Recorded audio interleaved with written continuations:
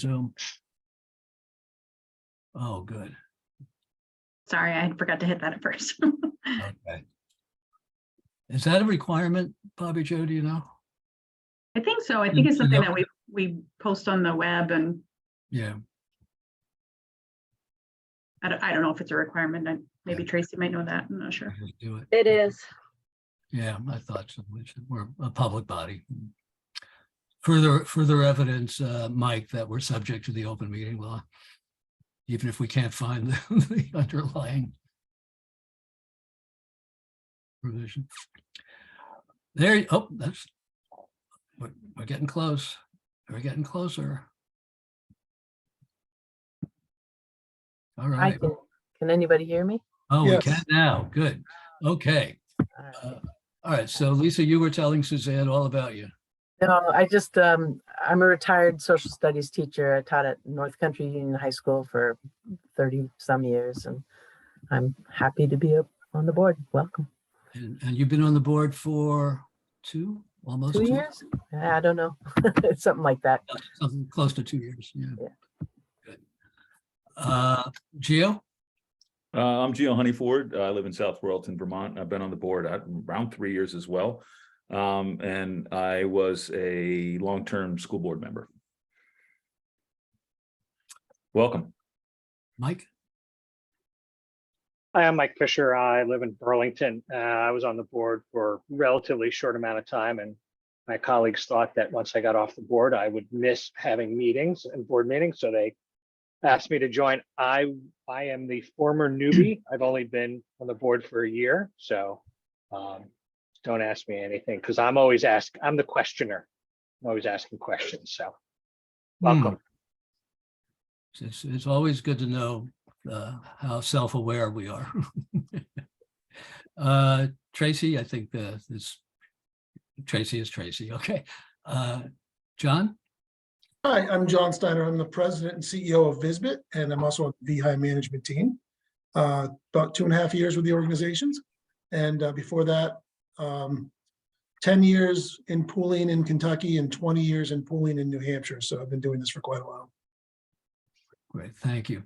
Chad, why don't we give you an opportunity now that we can dispense with your introduction when you're on the agenda. All right, that's fine. Suzanne, I have, other than my 17 years of high school and college and kindergarten, I do not work in the education field. I'm an accountant. I'm Visbit's and VEHI's accountant, so I'm here to present the annual audit. So, and I've been working with Visbit and VEHI for many, many years. Great. And I just learned that Gio was probably my brother's former boss, so hopefully he doesn't hold that against me. Your brother's former boss. Well, no, he's a teacher at South Royalton, or Oh, White River now. what'd you say your last name was? Hewitt. Hewitt. Oh, Yeah, he's a health phys ed teacher. Yes, okay. So Yeah, don't hold that against me if That- you should not have said that. This is just great. Okay. Yeah. You want to No, rewind? Jim's a friend of mine. all right, good. You're okay with me. Got it. All right, glad to hear that. We'll have to get somebody other than Chad from his firm to present the audit. All right, thank you all. Let's get down to it. Chad, you're the only member of the public present. I suspect you don't have any comments to make. Just one comment about the audit when we get around to it. So yeah, I'm good. All right, good. Thank you. We now get the serial approval of board minutes. Is there a motion to approve them? The minutes of the October 17th, 2022 meeting. Lisa, is there a second? Okay, we don't have. I will Mike- second, or No. Mike can. Mike beat you to it with a hand gesture. Okay, thanks, Tracy. Okay, are there any discussion of the minutes? Seeing none, I will call for a vote to approve the minutes. All in favor signify by, in this case, saying aye. Aye. Hi. Aye. Any opposed? No. Thank you. We have approved the minutes. And now the most important portion of the meeting is Tracy, you don't know this, but I've been referring to this as the VEHI peaceful transition of power. And so I think the way we handle this is by first having, in this instance, for this coming year, the VSBA appointees elect, I guess, their choice to chair VEHI's board for 2023. And at which point I will yield the floor, not the floor, I will yield the gavel to you, and Vermont NEA's appointees can select or elect their choice for vice chair. I've been watching too much MSNBC, I'm sorry. Okay, that being the case, I think the way we'll simply do this is, it's really interesting to go back to where we were when John raised the question initially. We don't really have an established process. We just have a process. I don't know if it's appropriate for the chair to call upon VSBA's appointees to make their own decision, but let's just do that. The three of you folks who are appointees of the School Boards Association now have the opportunity and the challenge of selecting the chair for 2023.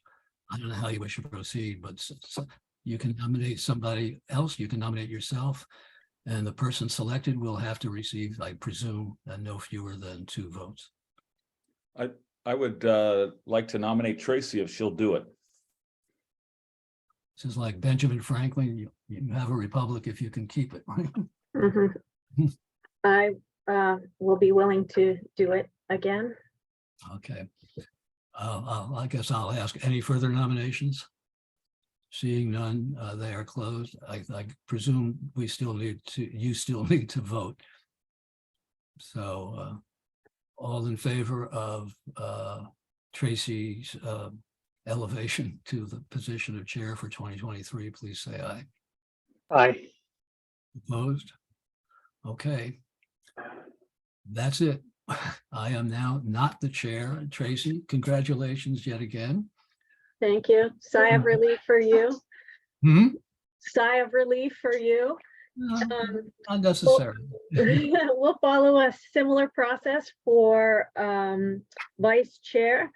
Appointees of Vermont NEA have the opportunity to nominate someone from amongst the 3 of you to serve as vice chair. Is there someone who would like to nominate or self-nominate? I can read Oh, your sorry, list. Lisa, we can't hear you. I don't know why you can't hear me. Joel, yes. I second the motion. of Great. nomination. Joel has been nominated. Are you willing to serve? I am willing to serve, yes. Great.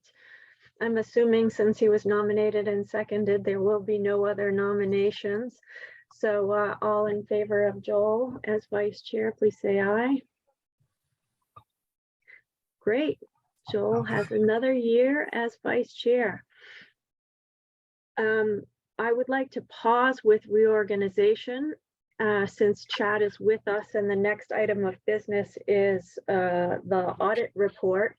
If everyone's okay with that. Yes, Sorry, Mike? point of order. Thank you, Chair. I was reviewing some of the materials and noticed that, like as Joel mentioned, we don't have this proceduralized. There's not a policy. There's some gaps in the policy or the procedure that's listed. Yeah, I'm willing to take that on and try and fill some of those gaps and bring it back. Is there an official procedure for that? There is a procedure on, hang on.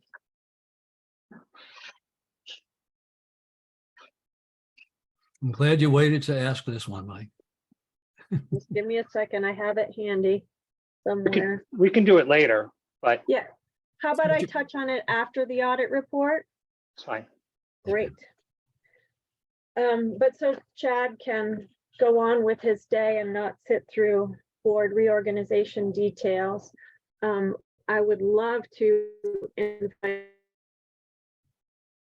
Chad to perhaps go over some of the highlights of the audit report for us, and then I'd open it up to the board for questions and any comments from Chris after that.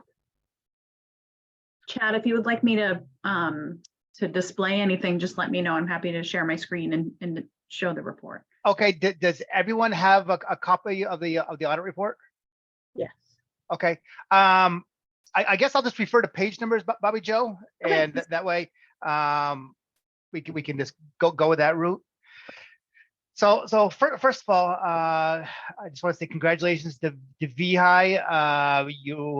Another great year, a profitable year this year, in spite of the market being down. I know I'm sure your market looks ugly right now with your financial statements, but VEHI ended up the year with a $11 million profit for the year, which is great. Considering the year, but overall, the one thing I guess I want to stress is that VEHI is getting another, as usual, a clean audit, otherwise known as an unqualified opinion, which is the best you can get from any auditor. And so looking at the audit report, I want to focus on pages 1 through 3. 1 through 3, page 1, you'll see it's titled Independent Auditor's Report. This is the only thing in this how many page document is this? In this 26-page document that is mine. Everything else is really VEHI's, and I have a feeling I'm going to say VISBIT. So if I say VISBIT, I mean VEHI. So, but in this 3-page document, this is our opinion, and this is us saying that we've reviewed the records. There are no material errors. Actually, couldn't find any errors, but there are basically the financial statements are fairly presented, and that's what our job is. And again, our job is to give an opinion on the financial statements taken as a whole of VEHI. So, but again, just stressing the fact that of this 26 pages, the only thing that's really mine or Sullivan Powers, the company, is the opinion. Next page that I want to turn to are pages 4 through 8, and 4 through 8 is really you probably all heard me say this before. This is it's called the management's discussion and analysis. It is in layman's terms like a glorified school business manager's report, or it's a very condensed report written by Chris, and I think reviewed by John, that basically it kind of tells it's like the Cliff Note version of the year. It tells about how the year went, and this management discussion analysis, it's in all audit reports of school districts and municipalities, and the whole purpose of this is so that the layman can read this condensed report and get a general understanding of how the year went, as opposed to reading here you got another 20 something pages of documentation. But this is the report, like I said, it's written by Chris, and it kind of hits the highlights. And so it is, to me it's probably the best part of the audit report, because I don't have to read all the nooks and crannies of the audit report. So I definitely focus on this. And again, it hits the highlights, it hits the major points. It discusses fund balances, what the year ended with, what it started with, and really the reasons for change. So like I said, I think these pages are, to me, the most significant pages. Then we're turning into to page 9 and 10 of the audit report. And again, I'm not going to get too much into the numbers, because these numbers, I'm going to tell you, are pretty much identical to what Chris presented to you in draft form, probably back in September, I think, when you guys had a board meeting. We did not have any journal entries at that for VEHI, and these numbers have not changed. But as you notice on Exhibit A, it's termed the statement of net position. It's also known as a balance sheet, but it's just different terminology. VEHI ended the year having total assets of $66 million, and looking down below there, it had total liabilities of just shy of $10 million. So overall, the difference between assets and liabilities is $56 million. That's called your net position old school term is fund balance, but or cumulative surplus, if you will. And you'll see if that compares to the on the right hand side. All of our reports are in comparative form, so you can kind of see the change from one year to the next. But you can see if you look at your net position went from 44, a little shy of 45 million, up to 56 million. So $11 million increase, which is great. Looking at Exhibit B, page 10, this kind of tells the story of how did it go up by $11 million. And again, you have 2022 on the left and 2021 on the right. But overall, the operating revenues went up about $4 million. I mean, pretty much, or $4 or $5 million. And it's really health contributions was the majority of it. A little bit of dental premiums increase. But it's pretty consistent considering that. But then we look at our expenses. And our expenses, you'll see we have 8 or 9 categories of expenses, but expenses actually dropped $10 million from last year to this year. Primarily the health insurance claims. You can see that dropped $9.5 million from 2021 to 2022. And I remember, Chris, a lot of it's exposure, but there was something else, some other factor that changed that. And I don't. That was Visitors, majority of the Visitors population, not the entire population, but the majority left mid-year in FY22. Right. So for 6 months of the year, we would not have had Visitors full revenue or claims. Right. Okay. And basically, and you basically won. The claims, I'm sorry, the revenues dropped less than the claims did. So basically, those are 2 factors that contributed to the $11 million profit. You have your revenues are up $6,000. Your expenses are down $10,000. So those are the big pieces. There's a few other factors that changed. Like for instance, there was actually a $5 million swing in your investment income. Like I said, we all know that. We all look at our 401k plans and retirement plans. They've all. And we don't even want to look at them right now. I don't even want to see that number for the first 6 months. But I suspect it's pretty ugly. So, but this report is just kind of tells us the story of, okay, why did we go down 11 million? Why did our our surplus go up $11 million? And again, it's increased revenues by 5 million, expenses down 10 million, and then and really a change in the market value of 5 million. Those are the 3 major pieces. Chad, can I ask a question? Sure. Tracy, sure. I guess I'm focused on your use of the term "great" in describing the fact that we are $11 million, I guess, better off than last year, since none of our money is ours. I'm wondering if that's the right adjective to use, or if there's some other way to describe it. Well, it's good question. Positive. Well, the thing is, Joel, I guess we could say this is philosophy, because like I remember being at the Visit board meeting a couple of years ago during COVID, and I had to discuss unemployment claims, and it went I mean, it was such a negative effect with COVID and stuff like that. But it's I guess the term is, I mean, surplus being positive, but great meaning you didn't have the losses. I guess the losses that you were anticipating is I guess how I'd phrase that. Okay. So and again, and obviously you guys are utilizing this this surplus in establishing your. I'm presuming you're using this surplus when you're factoring in your rates for this coming year. I'm not sure how those are factored in. I mean, I guess can we talk to that, or? I get it. I just wanted to get a sense of that. Yeah. And forgive me, I'm going to have to disappear for about 30 seconds. Sure. Exhibit C it's called a statement of cash flows. I won't kind of bore you with it, but it's just like a reconciliation on how we got from our beginning cash to our ending cash amounts, and cash changes different ways. I mean, if we buy a lot of investments, our cash goes down. If we redeem a bunch of investments, our cash goes up.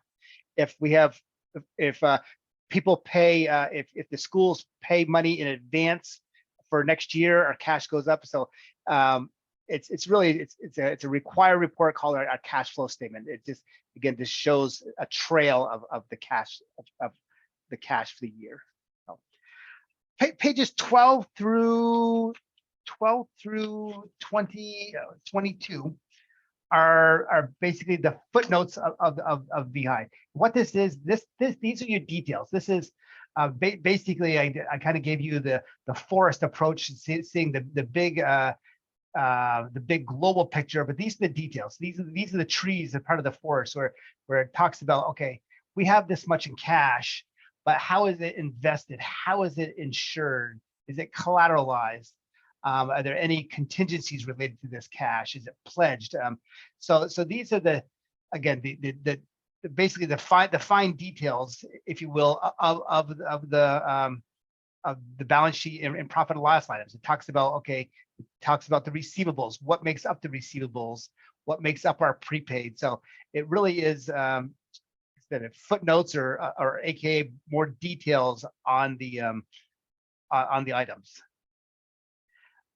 Lastly, I just want to break down a couple of things. So again, I've been talking globally about VEHI, but the back 2 pages on this one, turn to pages 25 and 26 of the audit, this is the actual breakdown between health and dental, if you will, and again, the total.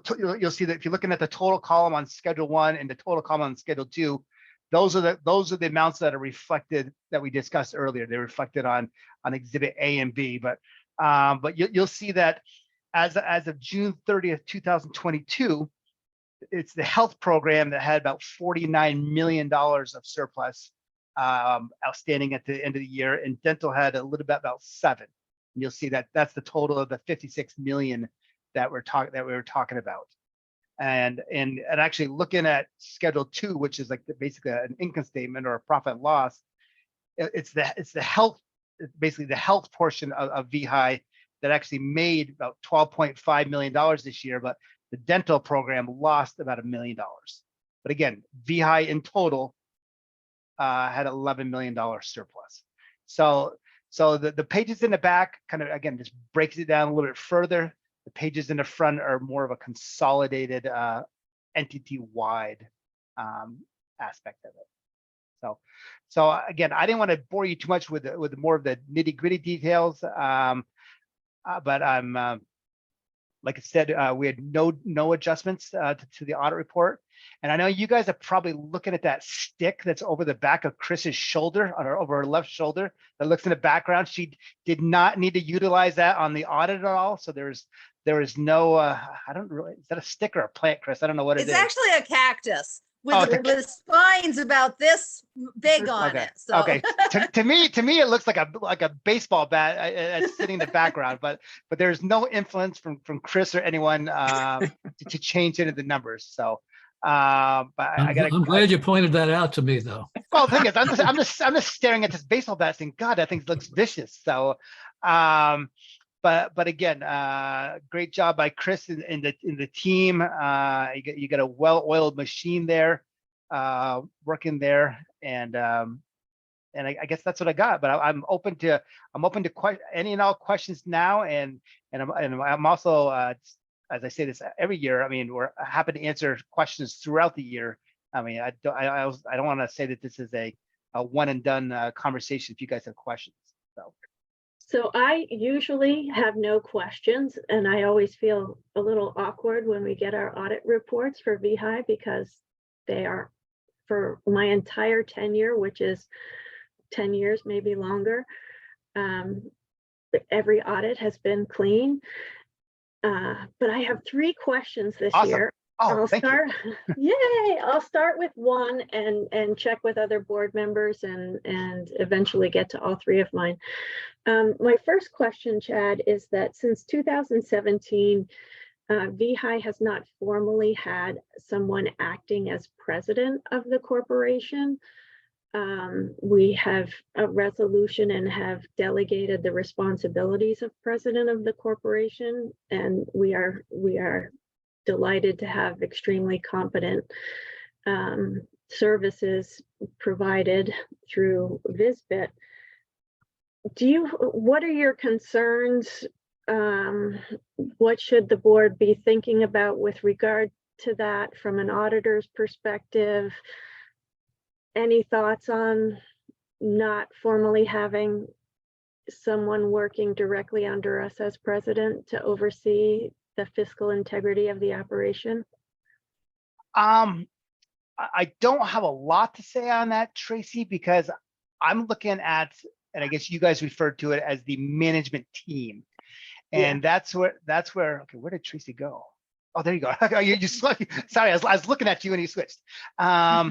Is that from my perspective, whether or not there's a president or who the authoritative person is that I'm still going to get my information from the powers that be, the ones that know the most information about VEHI, and they also sign the client representation letter, which is the letter saying, hey, they've given me all the, to the best of their ability, they have provided me with all information that they're aware about. So again, I'm going to pick on John for a second. So whether or not John is the president of VEHI, I know he's the president of VisBit.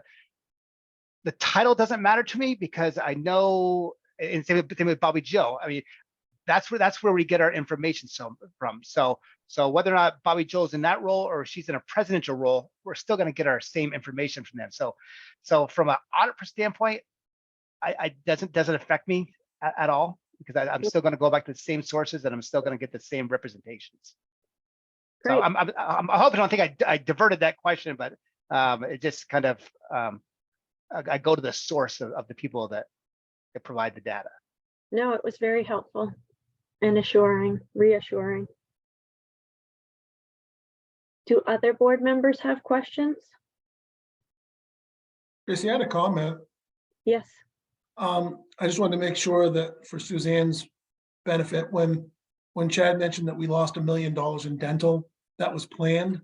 That was something that we intended to do to spend down the surplus in dental. It wasn't that we lost $1 million in dental accidentally somehow. Yeah. No, fair point, John. And again, that's why I had actually used, like, I'm presuming is that the health has $49 million of cumulative surplus, and I presume when you guys build your health rates and your dental rates, I mean, so basically is that the term use, lose or utilize surplus, they're kind of all synonymous terms. So, but I'm presuming that when you guys built your FY24 rates, you'll say, hey, looking at our surplus, actuaries probably recommend a 20% increase, but we might only do 17 because we're adequately funded.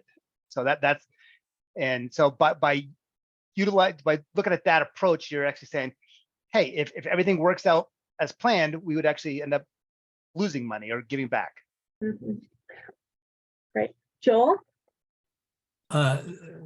You stepped in it, Chad. We had a healthy discussion in adopting next year's rates around, when I say healthy, it's from my standpoint, it was healthy because I raised the subject, the implications of our decision-making, the implications of our net position policy for our rate setting decision-making. And I wonder to what extent in your review of our finances, you attended to that net policy, that net position policy, and to what extent do you think it's good, bad, or indifferent? Actually, I don't know off the top of my. Chris would have to tell me what the policy is. I don't know that off the top of my head. I don't recall. So it was developed by an actuary, and it was adopted and approved by the Department of Financial Regulation. So that's and the board. It had to be approved by DFR and accepted. It has many nuances. There is a overall target of approximately 15%. And then as we drop below that, there are some action items proposed at different levels if we drop below a certain level of surplus. It's actually, it equally and oppositely, to the extent that we vary on the high side of that net position of 15%. I guess the So, same. Can I ask 15% of revenues, 15? So it's 15% of expenses. So we 15% look of- at it at the end of each fiscal year, and it's our health surplus only, not the dental program. It's health, it's health net position compared to annual expenses. Okay, so that to me looks like, so my health expenses, and I'm presuming you're not factoring in investment income, but health Correct. expenses of $280 million times 15%, so that's $42 million of fund balance or of net position, and you have 49 million. So are we saying that we have 7 million to play with? Am I reading that correctly? Yeah, in round numbers, yes. So we have our net position came in at 17.4%. Yep. As of 6/30 of 22. Yep. So then we have to look at lots of things, which Joel spoke to when we set the rates. Where we are there, what we think FY23 is going to play out to, because obviously that's a snapshot in time as of 6/30/22. Sure. And we have a whole other year in play when we're setting the FY24 rates. But yes, we do take that into consideration. Yep. Okay, I didn't mean, we don't have to reconsider, we don't have to go through the same discussion we had last time. We made our decision. I just wanted to get a sense from Chad about the place of the net policy, the net position policy in the context of assessing our financial standing. That's all. I just want to make sure I know how to answer the question, Joel. Is that, I mean, obviously net position, the whole purpose of net position is just contingency. I mean, just in case. But it also you want to look at having the net position to fund your Program. your cash flow and your bills going forward. You never want to start at zero.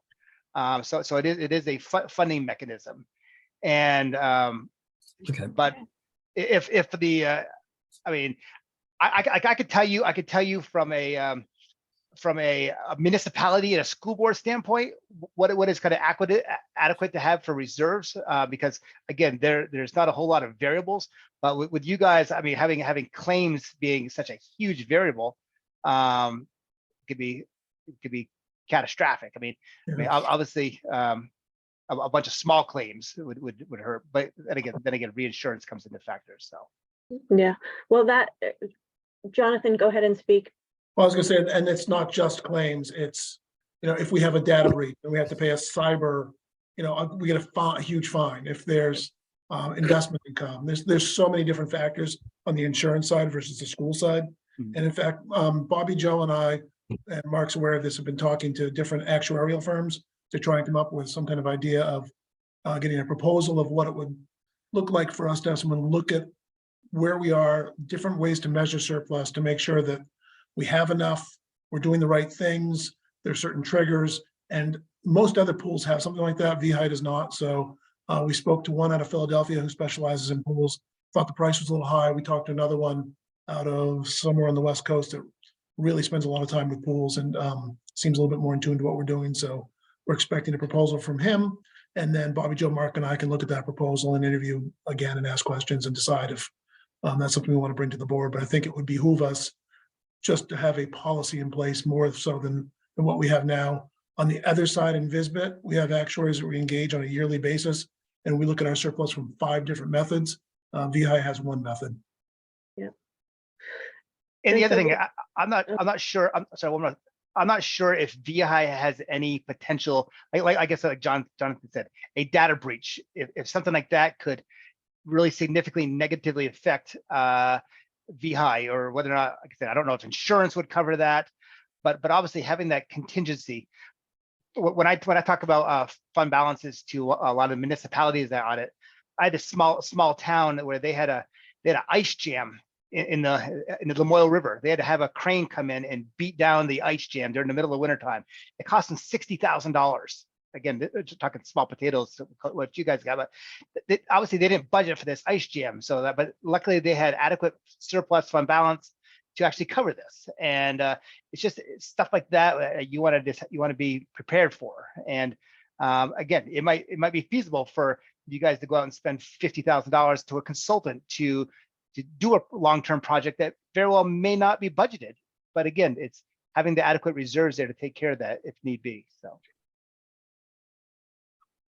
So that was my other question, Chad. I guess what you can confirm is that our financial statements fairly captured the financial impact of Vister's 6 months of Vister's departure from, except for administrative services, from VEHI.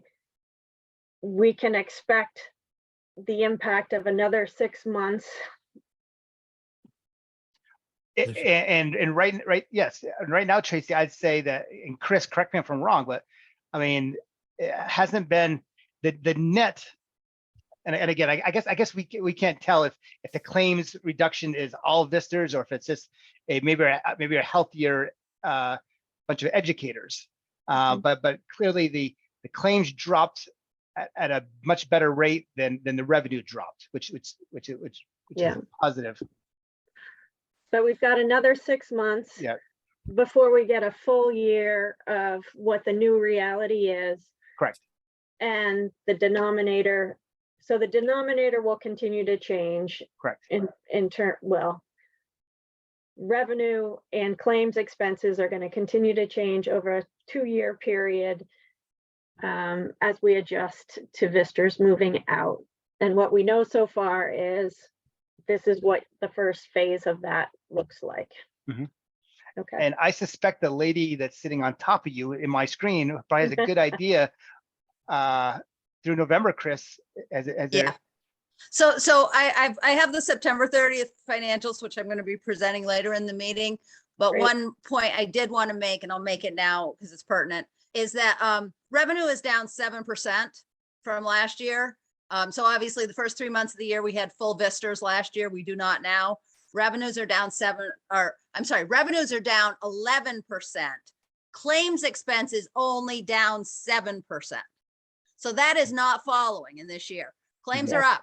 Claims are up. They're not moving at the same rate. And I think a lot of that has to do with the hits we're taking in hospital expenses, hospital inflation, hospital budgets went through the roof, and we're feeling it. And so I, for one, am very happy with the 16.4% going into FY23 with the increase in medical inflation that we're currently seeing. Mm-hmm. All right. Well, any other questions for Chad? I've seen a lot of audits over my time. It's pretty amazing that this one came up. So without any findings or anything, I think it's a credit to the people who work for us. I completely agree, Gio, and you'll see that VEHI's had many years of clean audits, and our firm got a compliment the other day. Someone said, "You guys are very tough, but you're fair," and so we like to think that is that we dig. So, and sometimes Chris probably finds it annoying. So, but anyway, but kudos to the management team. They do a great job. So. Thank you. We appreciate your toughness and we rely on it. So. All right. Thank you. And again, if you guys have more questions, feel free to always reach out. Great. Thank you. Okay. Take care. Thanks, Chad. Bye. Bye. Take care. Bye. Could we formally act to accept the audit, please? I would welcome a motion to that end. So moved. Mike moved and Joel seconded acceptance of the audit. Is there any discussion? Seeing no, oh, go ahead, Mike. Great job, Chris and team. Clean audit multiple years in a row. Shouldn't go right past that because that's amazing. Yeah. All right, all those in favor, please say aye or give a thumbs up, whatever works, or a hand up, whatever works for you. Aye. All right, it looks like it's unanimous.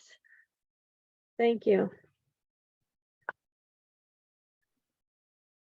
All right, I'd like to turn back to a chunk of business, a few items for reorganization of the board, the annual review of things that we need to attend to in terms of the purpose of the board or the purpose of the organization.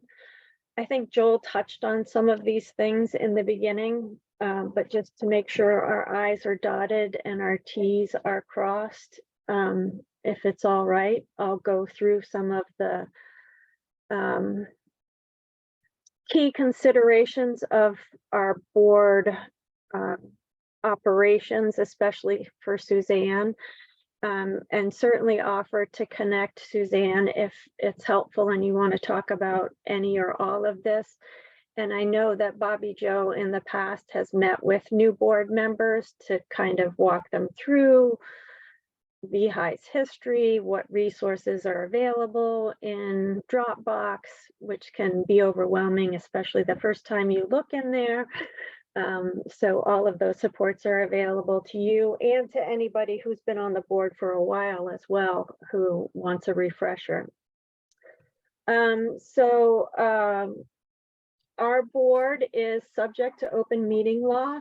In Dropbox is a brief summary of the open meeting law highlights that are applicable to our board. Those highlights are from December 2015, and some things have changed since then. But the brief key points of those highlights are that we need to set our agendas and post them on our website at least 24 hours in advance of the meeting. And if we have changes to our agendas, we need to make those at the start of the meeting. And we do have procedures for establishing agendas, which I'll mention a little bit later. We do need to provide the public an opportunity to comment, which Joel did at the beginning of this meeting. It's rare, but sometimes it happens.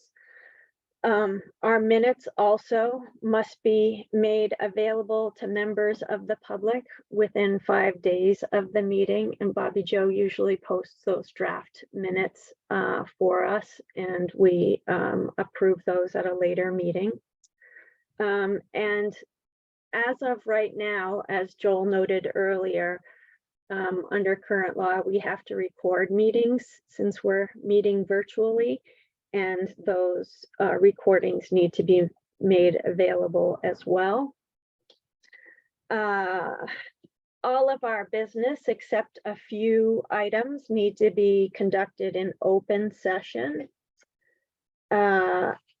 Information related to our work is generally public information, and so we would need to provide it if it's requested by a member of the public. Our business should happen in the context of a formal meeting. So generally, discussions of board business need to happen in this context. There is one exception in that the bylaws do allow action without a meeting with the consent of directors in writing. And we did exercise that once in my decade or so tenure on the board to set an annual meeting just this past year when we just couldn't find a time to meet. But we really do try to avoid doing that. So again, any decisions or discussions other than administrative matters such as scheduling a meeting should happen in the context of a warned meeting. And it is, as far as I know, today and beyond, okay for us to continue to meet virtually after this meeting, unless we meet again before I think the 16th. We'll need to start providing an in-person location for anyone who wants to meet in person. We'll need to pay attention to what happens at the next, as the legislative session unfolds, and we can respond to any changes in requirements to open meeting law if they're made in this current session. There might be, I don't know. But the one thing I know is the provision that allows us to meet completely virtually without an in-person location expires. So that's the open meeting law highlights. We do have a protocol on communications, and the protocol is in Dropbox, and it says that our positions are those that are adopted by the board. And in general, the folks that communicate on behalf of VEHI are the chairperson and vice chairperson. Individual board members can speak on behalf of VEHI if they're delegated to do so by the full board or by the chair and vice chair together. And the trust administrators can speak on behalf of VEHI within the scope of their responsibilities. And they can also speak on positions adopted by the board. That responsibility also has been granted to the president, but we don't have one. And we'll talk about that later in the meeting briefly. We have a protocol for agendas.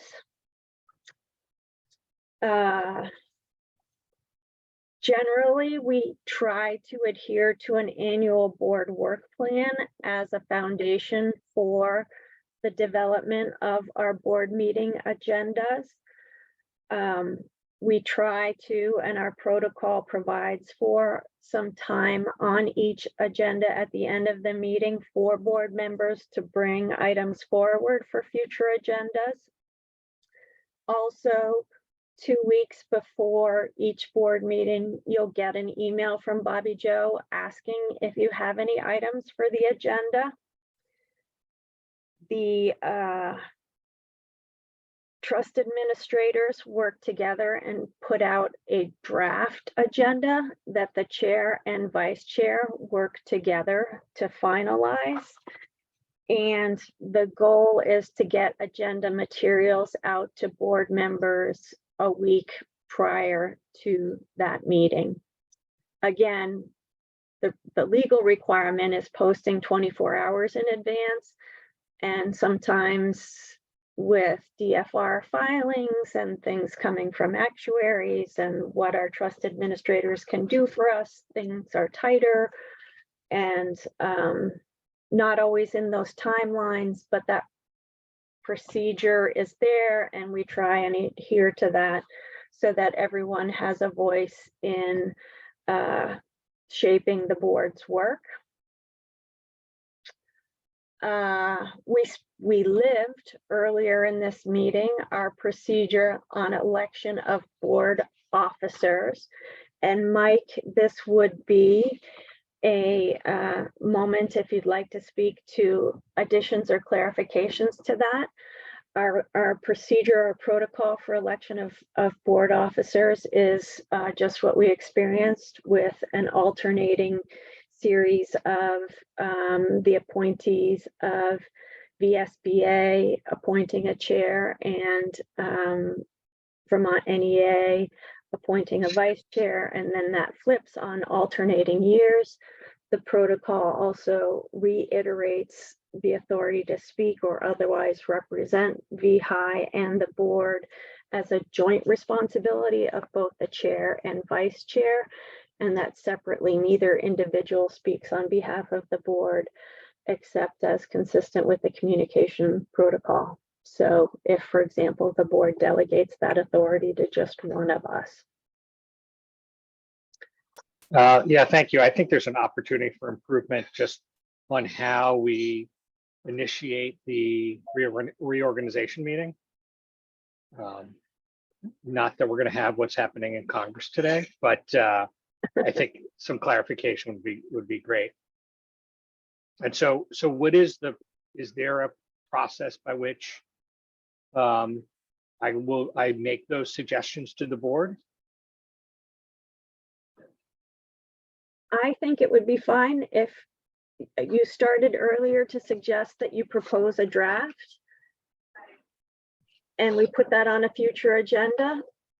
That And simple? If there's no objection, you could let Joel and I know when you have a draft, and we would work to put it on a future agenda at a time that we agree makes sense. Okay, great. Does Thank that you. work with you, Joel? Yeah. Oh, Sure. Anybody can make a motion about anything at any time. So, great, thank you.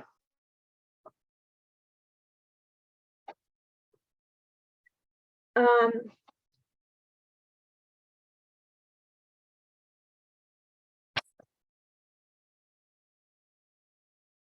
at some point in 2020, VEHI the board adopted a protocol on legislative positions. I think in part this emerged because some of us came from either being employees of public service organizations or advocacy organizations. And we had some conversations about the reality that VEHI is an intermunicipal insurance organization. That's a charitable, it's not a charitable, but it's a nonprofit organization. And didn't have the same roles and responsibilities, but did have an interest in some of the political and legislative issues that were emerging from time to time. So we did develop a protocol on legislative positions. And this invites members of the board or management to review legislation and propose VEHI take positions on it. One would use the same process as they would for any other item they would want to get on the agenda. The management team also is welcome to assess legislation and does do that and brings it to the board's attention and may offer perspectives about any proposed legislation that has an impact on VEHI's mission and whether it merits our attention.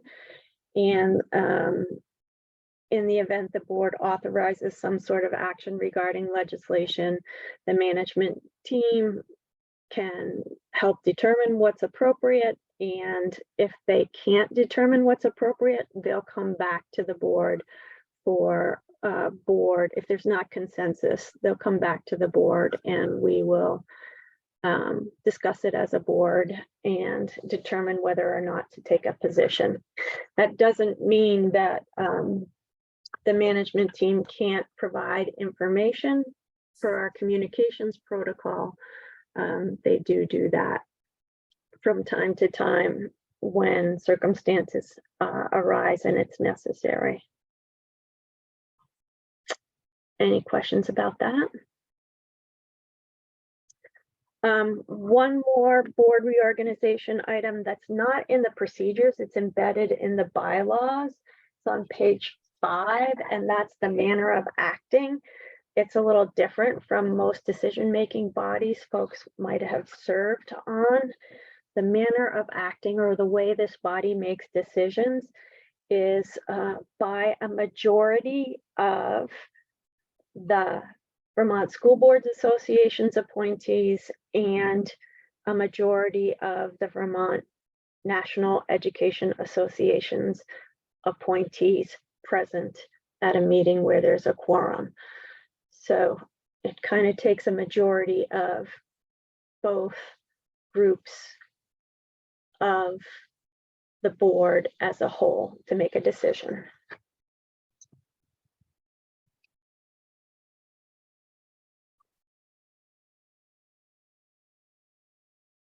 And again, all of those are in Dropbox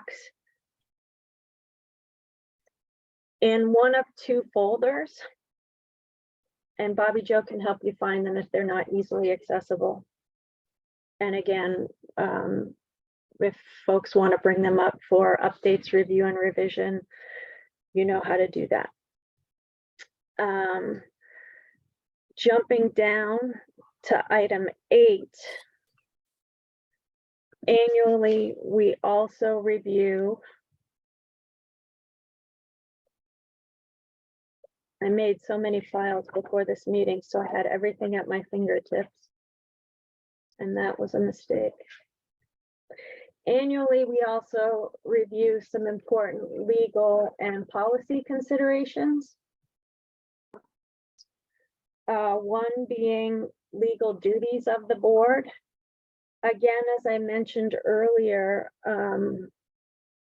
this board is different than others that some of us may have served on, or roles we may have filled as an elected official or an employee. VEHI is a nonprofit organization, and we're a specific type of one as an intermunicipal insurance organization. And so we have those regulatory responsibilities as well as the nonprofit duties. And those are summarized in guidance from the Secretary of State and are succinctly a duty of care and a duty of loyalty to the organization. Our responsibilities are to understand the mission of the organization and to understand the financial health of the organization. And our duty of care as board members is to act in reasonable and informed manners when making decisions for the organization or overseeing its management, with consideration of its financial health and with consideration of that mission.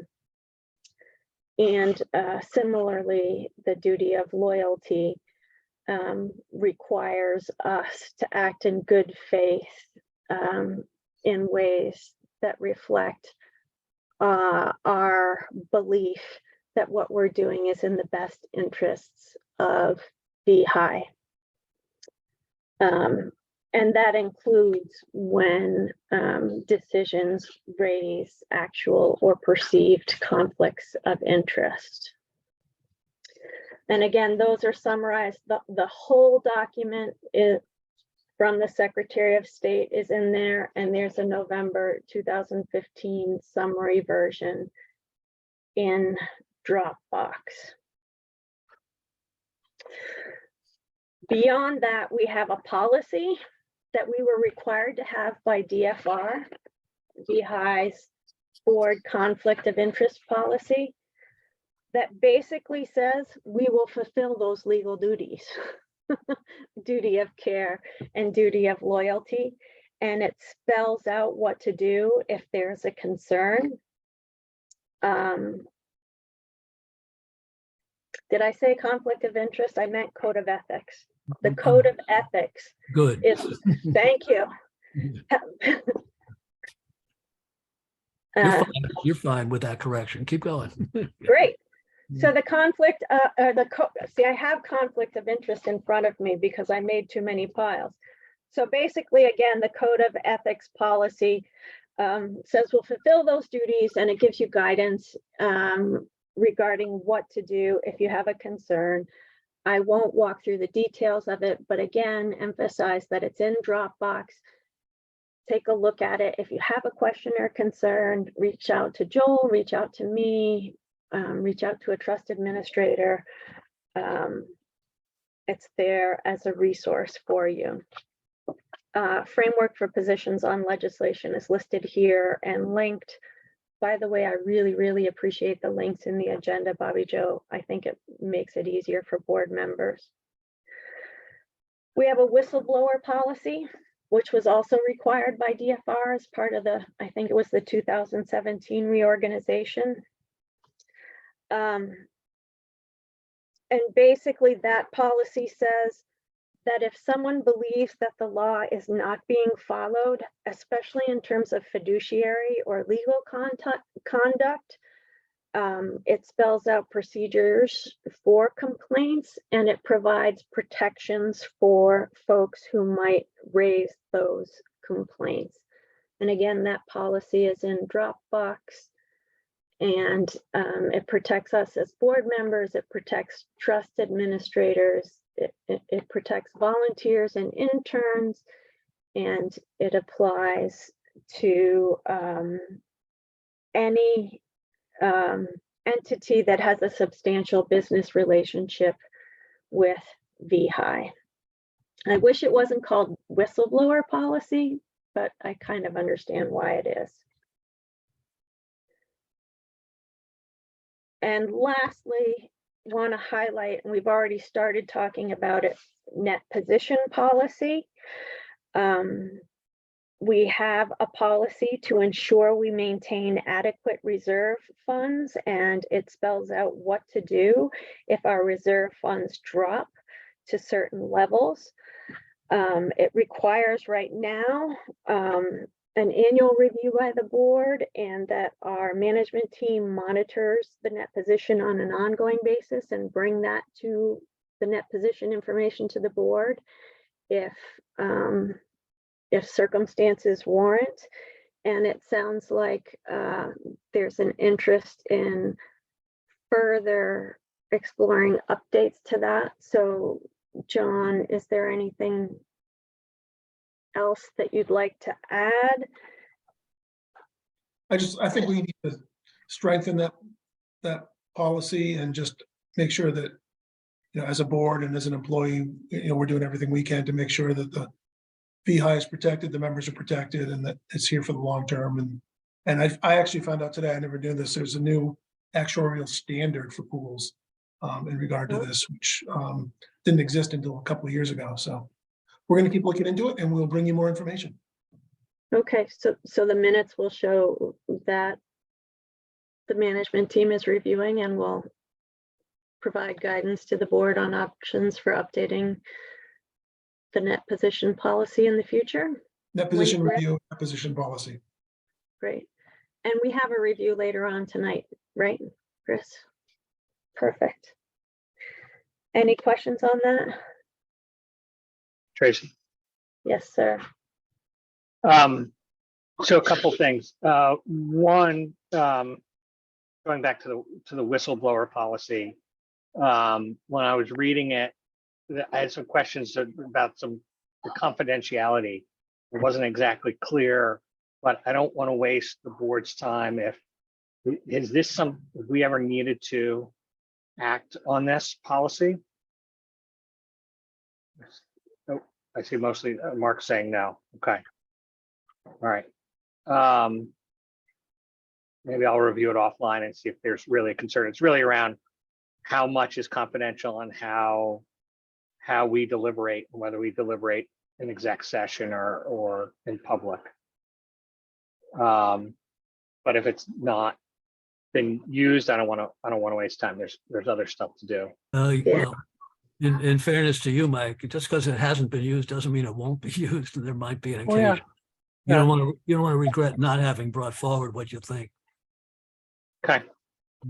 What I would say, Mike, is it hasn't been used, and when we adopted it, my recollection, and Joel, you might have been on the board too at the time, was we adopted it because we had to, Okay. and because it followed a format that met the requirements that we needed to meet, but it didn't feel super comfortable to us because it didn't sit well in our structure and with our size. And perhaps issues of confidentiality are part of why it was a little hard to do. All right, let me take a stab at the reorganization policy first, because we know that's going to be leveraged in a year, and then I'll come back to the whistleblower policy. I'm sorry, I got a second. You want to talk about, Jonathan, about the whistleblower? I was just going to say that at VISBIT, we have a whistleblower policy that's looked at and updated each year by council, but we have employees at VISBIT. So it's probably a little different because VEHI has no employees, but it might be something that works. Why reinvent the wheel? If it works well for us, it might work well for VEHI. So Yeah. If you could send that over, that'd be great. I will do that. I just want to say two quick things. One, I wasn't on the board at this time. One of the only 2 years in the last 20 that I haven't. And the only other thing I want to say is just because I'm sure Mike has seen this, but the rest of us may not be aware. There is a segment in the policy regarding anonymity and confidentiality, but I think the suggestion is that it's simply not good. It may not be good enough. And there may be some other provisions that Mike wants to add to it. It wasn't overlooked, it was dealt with, but. No, it's in there. It says to maintain the confidentiality, blah, blah, blah. Right. But like, one of the questions to me is there a report out to the members? Yeah, Right? I understand. I understand. I That's think gonna- there, as you may have guessed, I believe that at least one other of our policies is wholly inadequate. There is no policy that's perfect, and it might be just that you will come up with the right provisions for this time in our existence. Thank you. So my second question was really to Jonathan about the net position policy. I'd be interested, like I don't have a finance background, right? So net position I know is important to us, and it's a way to like a KPI on overall financial health. But I would be interested in other ways to measure the health of our organization. So multiple KPIs or multiple ways to look at it, not just, hey, how do we measure net position, or how do we do that one thing? But I'd love to see some other ways that maybe looking at, and I know the audit says here's the numbers, but I think that's different than saying, hey, we're going to compare our investments compared to the overall market, or how we compare to other pools in other ways to measure. So overall, multiple indicators of financial health would be interesting to me. Yeah, the gentleman we spoke with talked about how he has developed for other boards, basically something like Chris has with the dashboard with a green zone to show where you are in comparison to the industry, yourself, regulators, other pools. So again, he's putting a proposal together, which I said, Mark, Bobby Joe, and Chris and I will look at, and we'll talk to him again and then bring that forward. Great, thank you. Okay. So the next item of business is the conflict of interest policy. I believe, just by way of context, that this is required by bylaws, nonprofit guidance, and by Department of Financial Regulation, DFR. And basically, as the bylaws do, it says that we have an ethical and legal duty as board members to avoid conflicts of interest, as well as the appearance of conflicts of interests, and that annually at the reorganizational meeting, which this is, each member of the board shall complete a conflict of interest disclosure statement and identify any conflicts known to you on the form. And typically we send those to Bobby Joe, and she posts them in the Dropbox so that they're available to other board members to review. Certainly, I've come to recognize that it's probably not possible to know all potential conflicts of interest. So a board member could identify a conflict of an interest that emerges during the course of business. Say, if I had a family member who works for a company that does web design, that all of a sudden might be bidding on a contract to do web design services for VEHI. I might not have known of that, and it might become a real conflict of interest.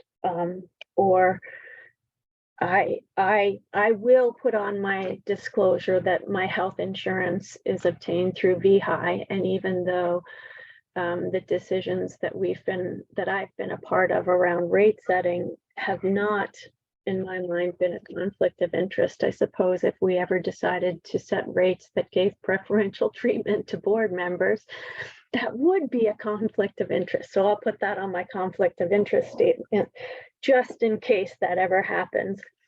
And if, I doubt it will, but in the event there is a real or perceived conflict of interest, board members should identify it and refrain from discussion and decision-making for that particular piece of business.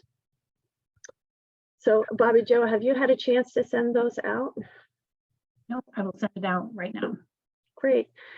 Can we agree on a timeline for getting those back? What makes sense to folks? If we don't have a deadline that's kind of close, it might get buried in your inbox and never get back. That's option A, or option B is it goes out with the next meeting agenda and you return it then, whatever people prefer.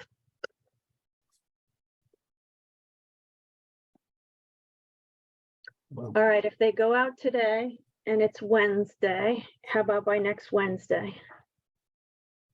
And if you don't get it, then we start nagging. Persistently reminding. That's what we call it. Great. I'd like to, far be it for me to suggest something different, Tracy. I'm looking at my proposed revisions to the policy, and I don't think I have the policy itself in front of me, but I don't think I intentionally changed this provision, which says that annually at the first meeting of the board following the annual membership meeting, each board member shall complete and file the disclosure statement. So I don't want us to cut ourselves any unnecessary slack here. This is that first meeting following the annual membership meeting. It seems to me that if people will review the disclosure statement because it has specific provisions in it that tell you what a conflict of interest is or isn't, and then finish it off by submitting it, that's fine. If I were insured through VEHI, I too would note it and then point out that because I'm not affected in any greater manner than other persons by board decision making about VEHI, that in fact it is not a conflict of interest because the conflict of interest definition itself excludes that sort of provision. So the important thing from my standpoint is to recommend that each of us actually look at the definition of conflict of interest and see how our personal circumstances match up. So mentioning that you're insured through VEHI is, it's sufficient by implication, but it's better to say, but I do not view it as a conflict of interest because my interest in the outcome is no greater than other persons affected by board decision making. How would I know that until I know what the decision being made is, though? That's assuming the decisions are the traditional rate setting decisions. And you're right, it's probably going to be that. But You'd know, you would know in the context of any motion under consideration. But I wouldn't know it now when I'm filling out my conflict of interest disclosure. The disclosure statement is about presently, I believe, is about presently known conflicts of interest. Right.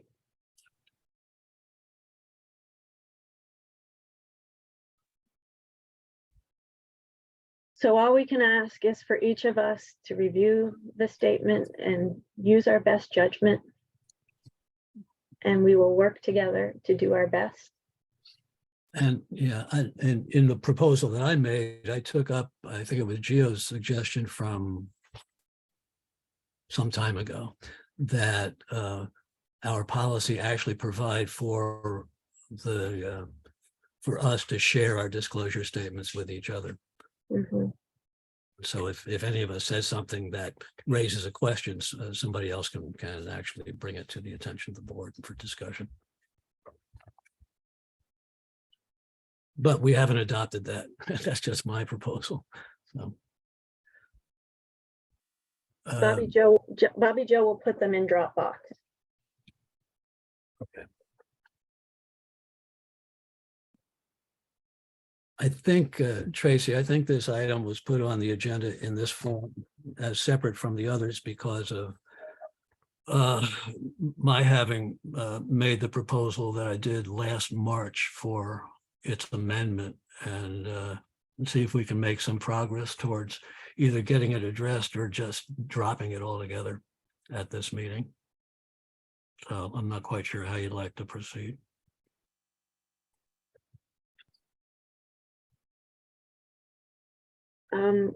What would you like to propose as far as progress? I don't really quite have that in mind. I know what I think. I provide, I forget when it was, either last February or January.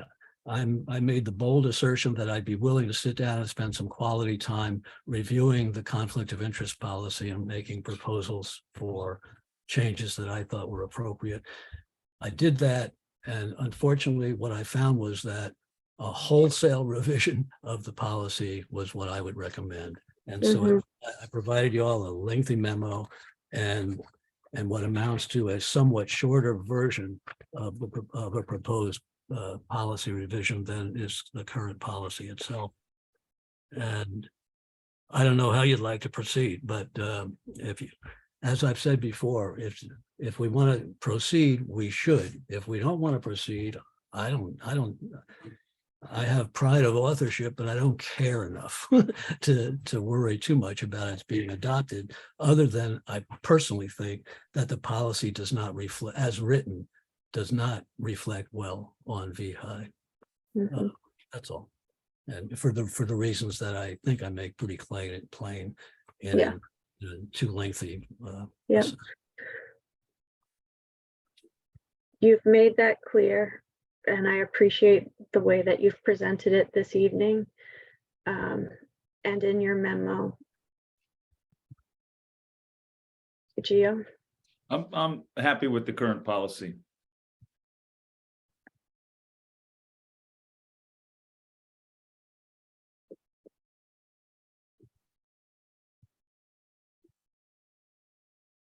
Any other board member thoughts?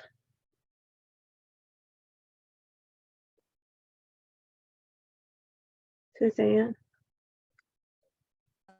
So being,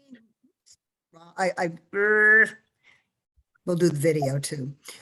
So being somewhat new to this issue, is the crux of the matter whether or not Vermont NEA's people or representatives or appointees, you know, using the correct terminology, may vote on the, I've got to get the right terminology, on the amount of money that is given to Vermont NEA for its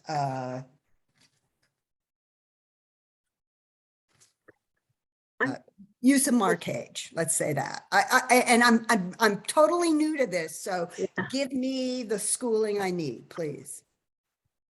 I think that that's the emotional part, you know, and in all honesty, it's felt personal, and I regret that, at least as far as my contributions to any feelings of it being a personal issue.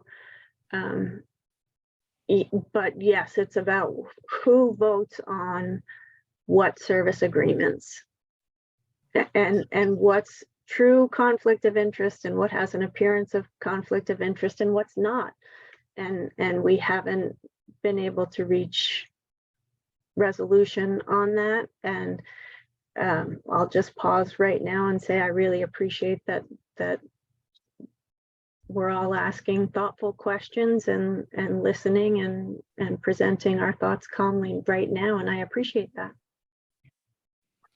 So maybe somebody else has another take on other pieces, but my follow-up question to that then would be, Tracy, should the next service agreement come up for a vote, and it happens to be the service agreement with Vermont NEA, would the board's position still be that the current members, Lisa, Joel, and myself, should not vote on that?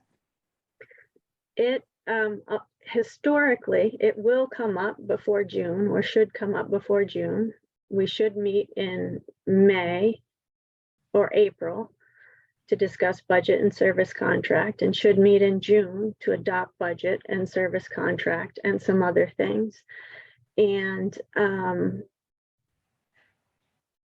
whether or not Vermont NEA appointees have voted on it has somewhat been moot, except for appearance, as it's been unanimous by, the final decision has been unanimous for the last couple of years by all appointees.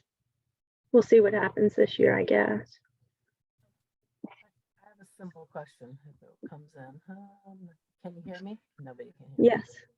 Oh, you can, okay. Little, I can't hardly hear. not, can you increase your volume? I'm at max. You did it. Yeah. Hold on, let me see what I can do. How's that? A little I can hear you better? now. That's fine. Yes. Okay. Lean all right. in. All right, sorry. I guess my question would be, it was my understanding, and obviously, correct me if I'm wrong, that the board was created by the legislature, or the will of the legislature, and their will was that that the members be represented by both the Vermont NEA and school board members. And it just seems to me that if automatically half of the board, the Vermont NEA segment, is omitted, then I don't see how we're fulfilling the legislative mission. I could be way off.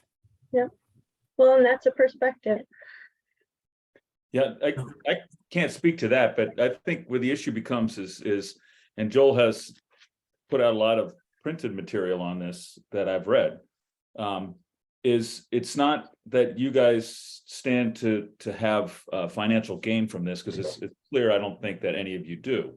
But there is that duty of loyalty to the organization, that it becomes a blurred line that the organization that appointed you now is getting paid for by the organization, and where do your loyalties lie? So that it becomes a blurry situation. It's not so clear. And as far what the legislature was thinking when they passed that the law to make this organization, I have no idea. I So- do. There's so much almost, in my view, accurate information about this, but not quite accurate information about this that floats through these discussions. We have and unfortunately, the sequence of events is important to understand, but I don't want to go through it all right now, other than to point out that this provision is unique in the history of VEHI, and it was adopted before the legislature created this board of directors. And it was adopted at a time when there were 4 elected members of this board by the School Boards Association and 1 representative of Vermont NEA. And the purpose of it, quite plainly, was, and soon after my retirement, the purpose of it quite plainly was to prohibit Jeff Fannin, the executive director of Vermont NEA, from voting on this service agreement. Now, Jeff Fannin is a direct employee of Vermont NEA and has a duty of loyalty to Vermont NEA that cannot be mitigated. Right. That's where you have the conflict, not the conflict of interest, but the intrusion of an irreducible conflict in his duty, in the duty of loyalty. I would have had that had I not retired and Jeff taken my place. I'm well aware of the duty of loyalty implications here. Yeah. It's got nothing to do with the way the provision now reads and is applicable to the current the current method through which people are appointed to this board. None of us is an employee of the School Boards Association. None of us is an employee of Vermont NEA. Rather, we are appointed by those entities for the purpose of representing VEHI's interests. Yeah. That mitigates, if not eliminates totally, the concern over the duty of loyalty, other than if we allow our personal loyalties to intrude into our duty as members of the board. A. B. There is only one circumstance that that would operate to prohibit a member of this board from exercising the right to vote.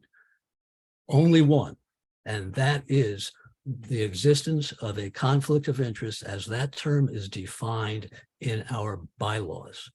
There is no reference in our bylaws to this paragraph 8 issue.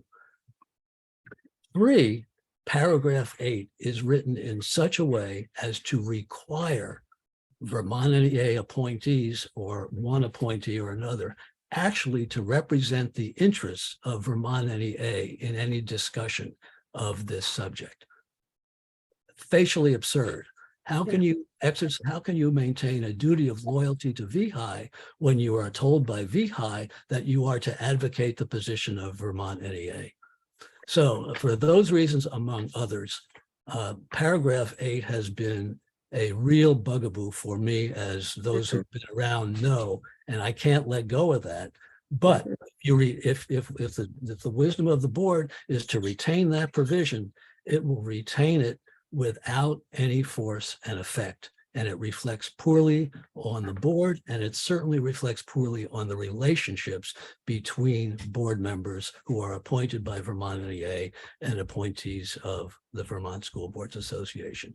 The sooner we get rid of that provision, the easier relationships will flow. Well, Mike hasn't had a chance to speak, so I'd like to give him a chance to speak. And then I want to wrap this subject.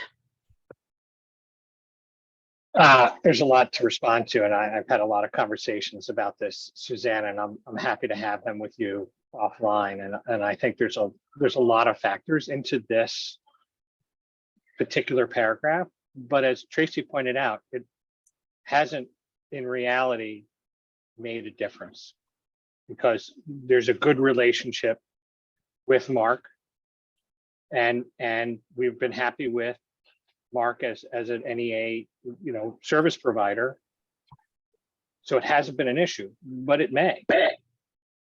So I do think it's important that we resolve this, because I think as a board, it's really bad form to have a provision in our policies or whatever that is not agreed to and not being followed. So I also struggle with the fact that we're an evenly split board, and it's going to be very difficult to take action on this unless key members are convinced the other way. And I personally don't think that convincing will happen in a board meeting, because we all know our basic positions. So I know Joel and I had a good opening discussion about this a couple months ago, and I think that's the way to move forward on this. Well, again, lots of important and valid thoughts.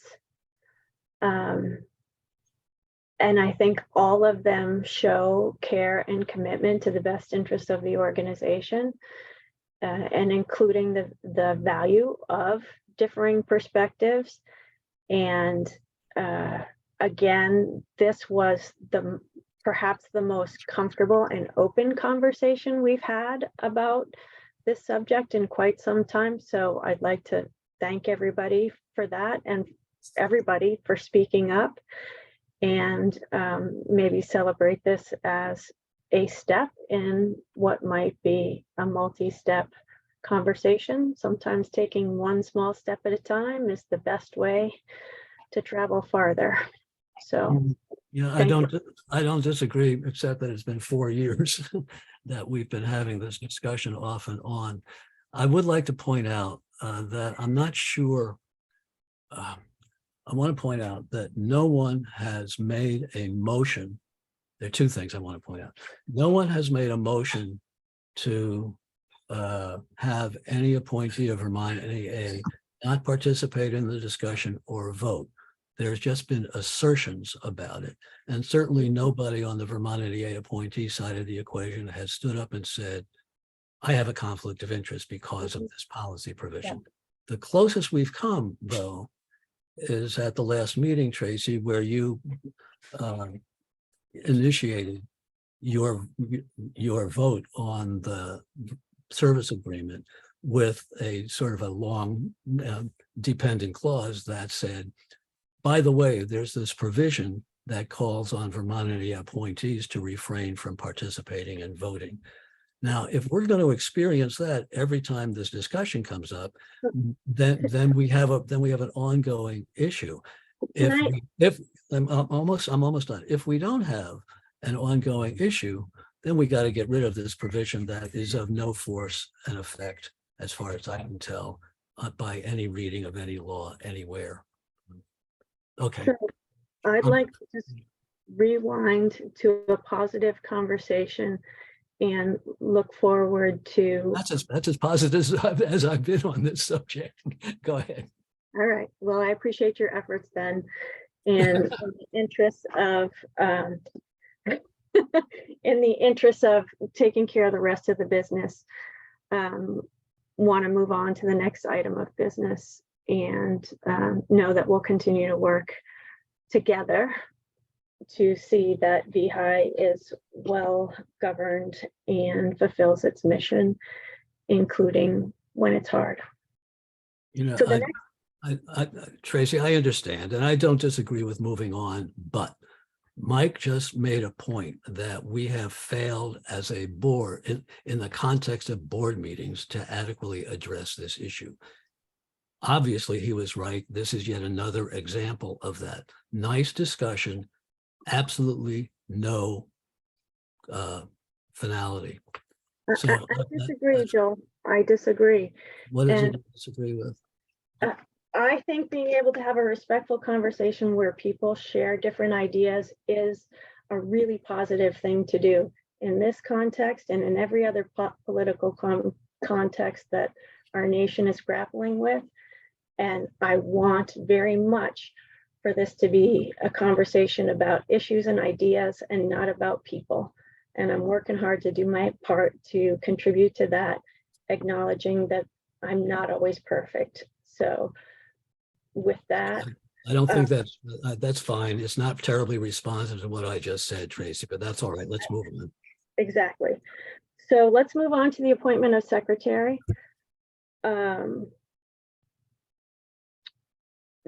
the position of, I think I spoke to the position of president, which is and we have a job description for the position of president in the VEHI Dropbox. Technically, that position is someone who serves as kind of the CEO and oversees operations and makes sure that the organization is well run.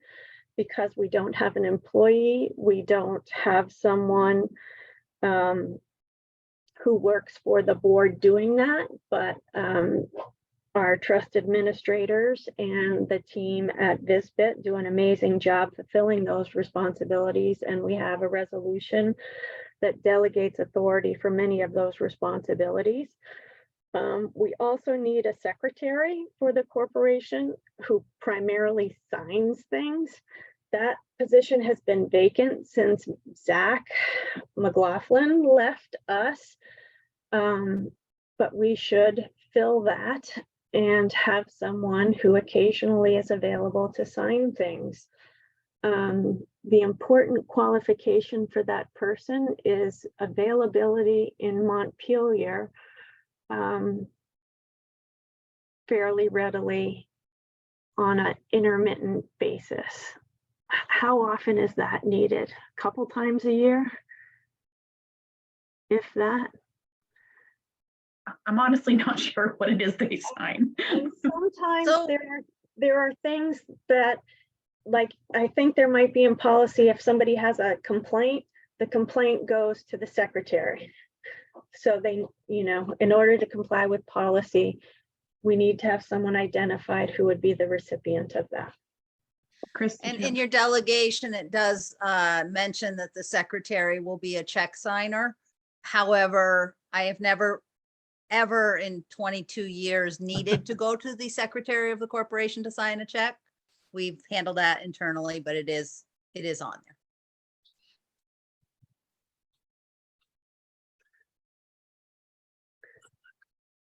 If no one else is willing, I am in Montpelier in the VSBIT offices once a month. for the Leadership Academy. And I'm willing to do it, but certainly if people don't want me to do it and there's somebody else who is in Montpelier and wants to do it, just raise your hand. Is a quick question. Does secretary have to be a board member? Yes, but as a practical matter, it's been actually it's been Bobby Joe. Or corporation? Bobby Joe's secretary of the, or clerk of the board, not clerk of the corporation, secretary of the corporation. And I didn't say she was the secretary. I said she was, as a practical matter, she's been, whoever on the board has been secretary has somehow found a way of inducing Bobby Joe or her predecessor to do 98% of the work. That's all I'm saying. I would agree with that for sure. That's all I'm saying. So the reason why I bring it up, and let me just show this. So here's the bylaws, and it's a Yes, secretary of the corporation. Right, so this is the phrase, and I didn't see where it had to be it's a secretary of the corporation, not a secretary of the board. you locked me out. You sort of locked me out of my access to the bylaws. Here, I think you're looking in this in the provisions of the bylaws relating Corporate- to yeah, corporate officers. Right. If you go, well, I think. So before we go, would it make it easier if Bobby Joe was, or if Bobby Joe was the secretary? Wait a minute. Before we go into like the whole rigmarole of can she be, would that help facilitate things versus Tracy coming in once a month? My only question is, can she legally be, given the questions that we had about president? And if she can, I'd be fine with that. Yeah, that's the point I was wondering, is she's an Visbit employee. Yeah, you don't want that formally. It's, I mean, it's honestly, I can't imagine that we need Tracy to sign something, and she's like 3 exits up the road. I mean, it's so easy to get to her if we need to. We can bring it to her. We can meet at Hen of the Wood, have lunch. Yeah. I've signed a. No, I volunteer. Actually, I think we should accept that. All in favor? Quickly. I've signed a dozen or more documents sitting, right where I am, right? I mean, I'm not sure how often things have to get signed by the secretary or the president or the chair myself, but. So I think, Joel, in your position, I know there may be other things, but for me, you've signed multiple documents. Every time we have to do something with Vanguard, that is tied to the board chair position, though. Okay, I see. If we need to move money in and out of Vanguard, if we have to get a annual confirmation from Vanguard. So that's tied to the board chair position, not the secretary's position. Fair enough. I'm just trying to help it, and it isn't working.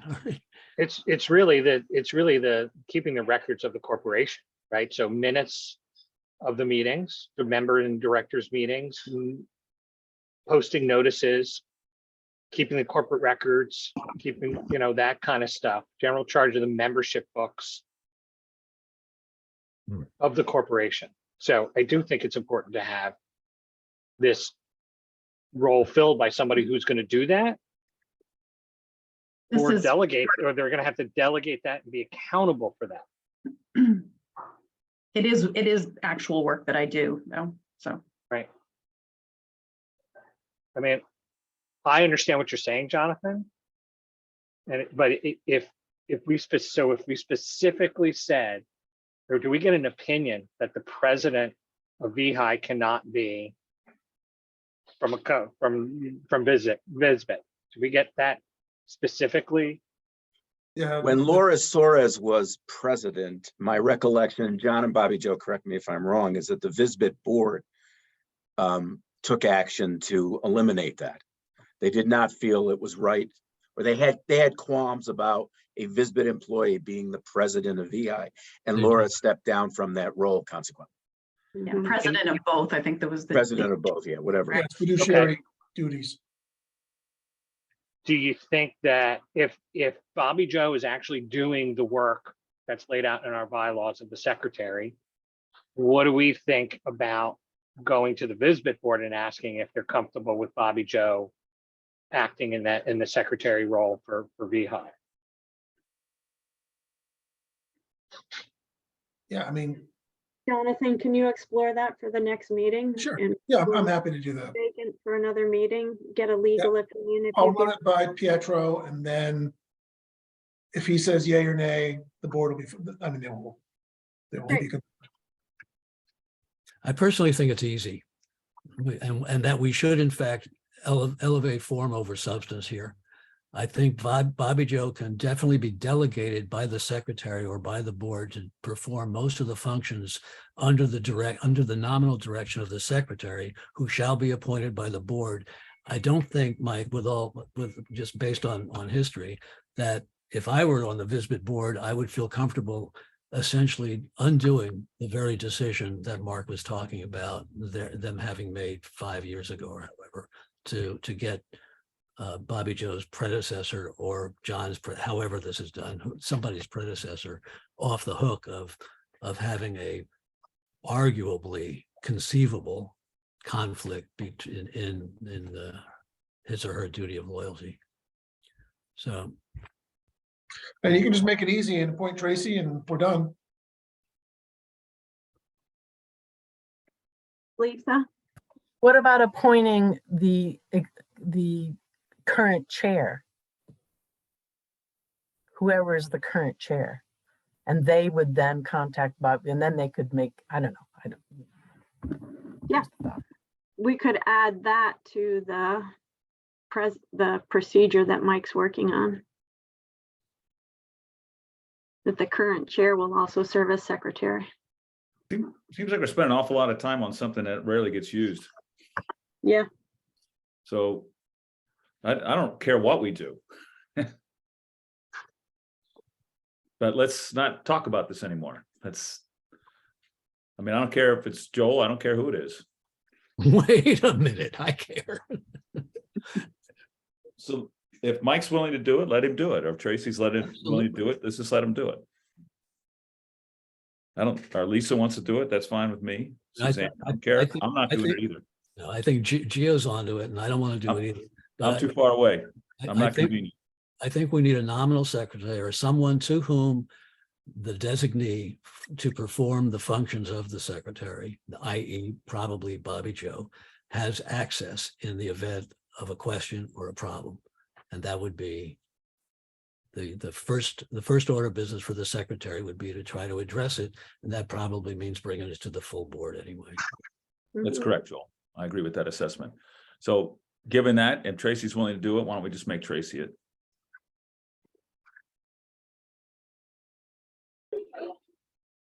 All right. Is that a formal motion, Gio? I will make that motion to have Tracy be the secretary. Second, So all we're supposed to do is appoint somebody secretary. So Yeah. Any other nominations? don't you think I had to chair this part, Tracy? You can. I guess if it's a motion, then we need a second. Is there, so Gio is the maker of the motion. Is there a second to the motion to appoint Tracy secretary for 2023? Please God. Thank you, Suzanne. Any discussion? Seeing none. All those in favor, please say aye. Aye. All opposed? Nay? Hey, All right. Well, Mike, if you would like to have that, all right, never, I'm sorry. I don't mean to make light of that. I'm sure there's a good reason for that. However, the ayes appear to have it by virtue of our decision-making process. And therefore Tracy is now the secretary. Thank you, I think. Now, All we right, don't- next order of business is financials. Tracy, forgive me. Did we decide anything about the president? I don't want to, I don't think we should tonight. I just wanted to make sure that I didn't miss something. Okay. Mike was gonna look at that. Okay, that's right. in his spare time. Wait, I was gonna look at the president. Maybe not, maybe, never mind. We did not decide anything. We're gonna let that sit for a while. Our Agreed. accountant was not worried. That's what we learned. Yeah. All right, Chris, you're up. Thank you. So in your packet, we have the quarterly financials as of September 30th. I will take a few more minutes with these than I sometimes do, only because we have one new board member and Mike hasn't been with us for very long either. So I want to make sure that I cover the components for you. Feel free to interrupt at any time, and I'm happy to answer questions as I go or at the end, but feel free to just interject if any of you do have a question.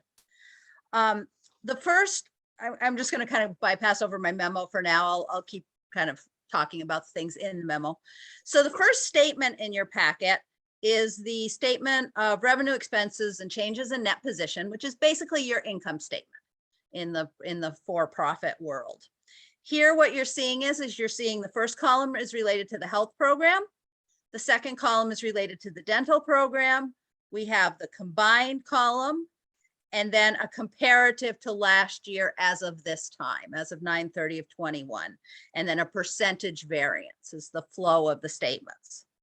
This is a summarized statement. I do have a full detail available if anyone ever wanted to see it, but the board has always preferred the more condensed version. So we start with our revenues. As I mentioned when Chad was presenting, our revenue is down 11%. So obviously we did have an rate increase going into FY22. We have not lost any active members. There's always a slight variation in active membership, but nothing significant change in membership there. Really what's driving that is the fact that Visters, their retiree population, left our program halfway through FY22.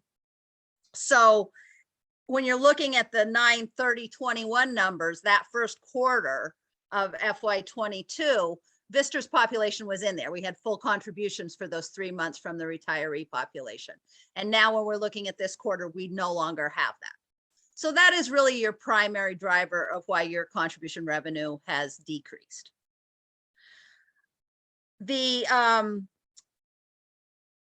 As I mentioned, claims related expenses are not decreasing at the same level.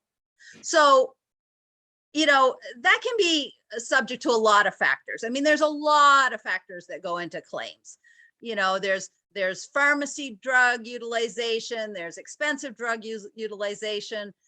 But really what we've been talking about a lot with the Blue Cross Blue Shield actuaries is the medical inflation, and specifically the hospital budgets. The hospital budgets have gone up significantly, and it's increasing our claims expense. And so that is the majority of your expenses. I mean, technically it's still a 7% decrease, but that's because the Visters population is out of this mix. If we were truly comparative, claims expense would be up. I mean, I'm seeing it on more of a cash flow basis level, whereas, you know, like last month we paid out, you know, $27 million in claims. So I always like to give that context, you know, when we're talking about, we do have a lot of net position, you know, looking at $50 million in surplus and net position. I mean, my goodness, if that was in our own bank account, that would be huge. I mean, in the world of VEHI, it goes very quickly. You know, that's 2 months worth of claims, and it's gone. So, you know, there's always timing. Some months you might have a higher claims load. Some months you might have a lower claims load, but certainly claims are the driver behind the VEHI financials, especially for health. Oh, well, even for dental, but dental is more stable. You know, it's more predictable. There's out of pocket maximums that come in per employee. So it's a more stable program to project and predict against. So that's basically the first is your claims related expenses. We have assessments. Assessments are up 2%. That's about $1.2 million. for those new to the board, the majority of those assessments are at the state level. At one point, we did have a lot of federal assessments. That's very minimal at this point. You know, $100,000 to $150,000 a year. The majority of that are the assessments at the state level. So I often think of it, it's a fancy word to call a tax. You know, they're coming in and they're taking money to fund programs, and we have no say over them. The reinsurance expense, this is what protects us from large losses on our health program. So we pay in the first quarter, $929,000 for reinsurance. That does pay for itself over time, because basically when a loss gets to, I'm trying to remember what our specific, is it 750 now, Bobby Joe? It is, yeah. So when a claim gets to $750,000, or a person gets to $750,000 expense in claims, anything above and beyond that is paid by reinsurance. So this comes into play when we have a person who has some sort of a large catastrophic level illness, or requires a very expensive sort of specialty drug, could kick you over that $750,000 a year. Remedy is a partner that we work with to help us in the pharmacy arena. And as you work in the board, I'm not going to go into all that they do. You'll hear about Remedy quite a bit. But they definitely help to work with us on the contract level and the compliance level with the pharmacy benefits, and coordinate with Blue Cross Blue Shield as well. The other expenses, so overall, like I said, claims expenses are down 7%. Certainly if Visters had not left, they would be up, and they would be up by some probably fairly significant percentage, because of the level of claims payments that we are seeing and the value of those claims going out. The general expenses are the VISBIT admin expense. So that is the service contract with VISBIT. That's what pays for my services, Bobby Joe, John, the wellness team, their staffing, all the salaries and benefits, and the overhead for the PATH program, the wellness team, is all in the VISBIT admin expense. The second line there is the prior year. So for VISBIT, what we do is we base it, I go through and I look at our budget, our VISBIT budget. It's allocated out to the programs, VISBIT programs and VEHI. In my mind, VEHI is still, I know you're your own corporation, but in my world, you're another program when I do my allocations, just like VISBIT programs. And we base you come up with an estimate based on your budget. And that's what books during the year to VISBIT admin expense. And that's what's paid by VEHI to VISBIT. At the end of the year, once the books are closed for both corporations, I true it up and I go back through and I post all the actual numbers up against those exact same formulas and see where it actually came out. And if there's an amount due back to VEHI, VEHI gets the money back. If there were amount due to VEHI, you would know about it before I ever trued things up, and we'd be having a conversation because there would be a driver behind that. So for last year, the true up was $49,246. I'm sorry, that was the actual for FY21. FY22's true up has not posted yet as of this report of this financial statement. So that's why it's 0 right now. I don't have that number completely. It was around 55,000 that was returned back to VEHI. There has been a return, and it happened in November because VISBIT's books are closed a little bit later than VEHI's are. The Vermont NEA service contract is your next line item, the Vermont NEA admin expense. So that is the amount that the Vermont NEA brings forth each year for the costs that they incurred to administer the services that you contract with them for. That one we do not, VEHI does not true up with the Vermont NEA. I don't know if I should speak to that. I guess my gut just from press, not trying to make any official statement, is that it's not as complex. a calculation because you don't have the whole wellness team in there. There's more staffing coming from the VISBIT side. So we've always felt that it was appropriate to do this true up because we want to make sure that every program is assessed actual costs. Whereas I think it's probably more predictable on the Vermont NEA side to predict those costs up front because it's basically marks salaries and benefits, which is a known number.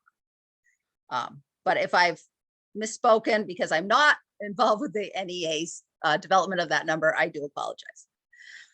Professional services, we have a little bit of professional services. It could be consulting. It's the actuaries, usually on the dental side, that's the actuary who we work with to help set our rates and set the reserves at the end of the year.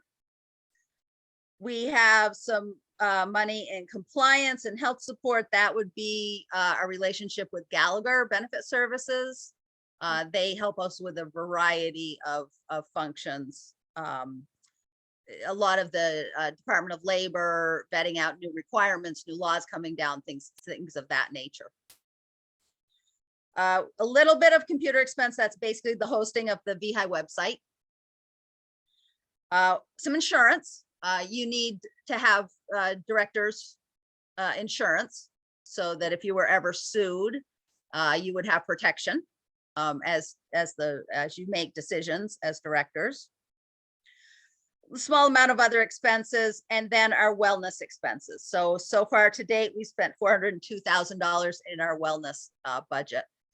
And I don't know, Suzanne, are you familiar with the wellness program? Yes. Okay. So unless anybody has specific questions, I won't go into that too much. They offer a huge menu of offerings, which are very well received by the districts and help reduce our claims costs significantly over the years. So after you get through all the expenses, we're coming down to an operating gain of $938,000 on the health program, an operating loss of $180,000 on the dental program. As we mentioned earlier with the audit, when we set the dental rates, we set them to reduce our net position because we feel that that dental program has been overfunded at this point. So for years, we're trying to erode that down. We've done a couple of things around the benefits. We're still looking at ways that we can tweak the benefits. But we've basically we had a rate hold in place for many, many years. And the last couple of years, we've had some very small increases just for districts that were getting way too off the mark from where they should be. Because the dental plan, unlike the health program, many different plan designs out there, so they are individually rated, unlike the health plan where we have 4 plan offerings. As Chad mentioned, you come down to our non-operating revenues, that's our investments. And we've got some interest income. Interest income is actually up this year. That's nice to see. We're at $216,000 compared to $73,000 last year. So interest and dividends are up. Market continues to perform poorly. And so far year to date, we've lost 1.2 million in the market. Any questions on the income statement? Okay, if we go to the next document, that's the combined statement of net position. So this is really showing you what our assets are and what our liabilities are. For VEHI, VEHI doesn't have an office building. It doesn't have physical, tangible, it doesn't own furniture. It doesn't own even the computers that the wellness team uses are not owned by VEHI. They are purchased by VISBIT and depreciated. And then that depreciation is part of that VISBIT admin expense that you see. Or depending on the cost or value, they might just be expensed in the year. Again, it comes through the VISBIT admin expense. So the assets really are cash and cash equivalents. And so you can see that it's down 7% from last year. Part of that is obviously market, but not all of that is market. This is where I'd like to just take a moment to try and provide some context. When we were talking with Chad earlier, he made the comment that net position and reserves are there and he just brushed right over it, cash flow. And then he just went on. So I'd like to just sort of point something out here. When we looked at the audit report with him, we gained over $11 million last year in net position, but our cash was only up 5 million. Okay. So that's important when you think about how much net position when you think about how much net position to hold, you need to think about, at its purest level, the comparison, the benchmark that has been approved, and we're comparing to that benchmark. But you also have to think about how your cash flow impacts where you are and your ability to pay claims and pay bills. So, like I said, we gained over $11 million, but our cash was only up 5 million. Well, why is that? A lot of it has to do with the timing of our pharmacy rebates. So when we book the year-end financials, and actually monthly, when I look at claims monthly and quarterly that I report to the board, the actuaries are saying, okay, in the pike right now, you might have $15 million in claims that you haven't paid out yet. So that's an expense. But we're going to reduce that down because you might have $10 million coming back to you that you haven't received yet in rebates. Rebates have a very long tail. It takes a long time to get them back.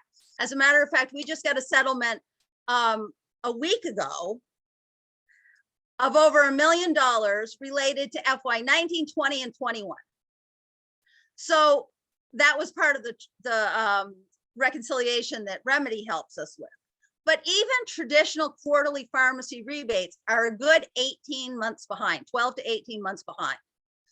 So what that means is that when you're looking at your net position, you've gotten credit for all those rebates. Your net position looks good because you didn't have that expense, because we know this money is going to come in at some point, but we don't have the money yet. So you probably have like another $10 million floating at any given moment in cash flow concerns, where your books look better, your net position looks really good, but you might not always have the cash on hand to support that same level of net position. Those are two different numbers you're looking at. One's an accrual basis accounting, one's cash flow. They're both important. Obviously, you need the cash to pay your weekly claims. So, so I just wanted to point that out, so that even though we gained 11 million last year, and we're looking at a break even, pretty much a break even year at the end of this quarter, cash is still down 7%. So just to keep that in mind. Some of it has to do with contribution receivables. So you can see contribution receivable is up a little bit, which means that the members are holding $3 million more in premium that they haven't paid to us this year than they were last year. So last year they owed us $20 million at this time. This year they owe us $23 million. There's $3 million. Other receivables are made up of timing. A lot of that is Vista's admin fees at 480. And then the other assets of 4.7 million, that is our working fund deposit. So again, going to cash flow, it's in our net position. It's our money, $4.7 million, but it actually lives on Blue Cross Blue Shield's checking account, so that when they cut checks throughout the week, they can keep sending checks and paying our providers, and then they bill us once a week, and I make those payments back to reimburse Blue Cross Blue Shield. So this is money that they hold so that they can cut checks out and send them out on our behalf. On the liability side, claims related liability. So that goes to that actuarial projection. Right now we're at 5.8 million. Last year at this snapshot in time, we're at 11.3 million. Well, a lot of that again has to do with pharmacy rebates that are flowing. It's timing. Last year at this time, we didn't have as many outstanding rebates. It seems like year after year, our pharmacy rebates keep increasing, which is good that we're getting that money back. That's very good. But there is a lag in timing of when we actually receive them, which does create a cash flow. I don't want to say concern, because we have enough money, but it's something to be aware of when I'm looking at cash flow and making sure that we have the money in M&T Bank to pay the bills and not invested over here at Vanguard. Prepaid contributions, that's money that the members have paid to us that relates to a future period. So, for example, they paid us this year $24.8 million. That's October premium, but we've received it in September because the bills go out in early September for October. So some members pay us on right away, some members pay us 30 days, some might pay us 45 days. You know, it's a timing thing again.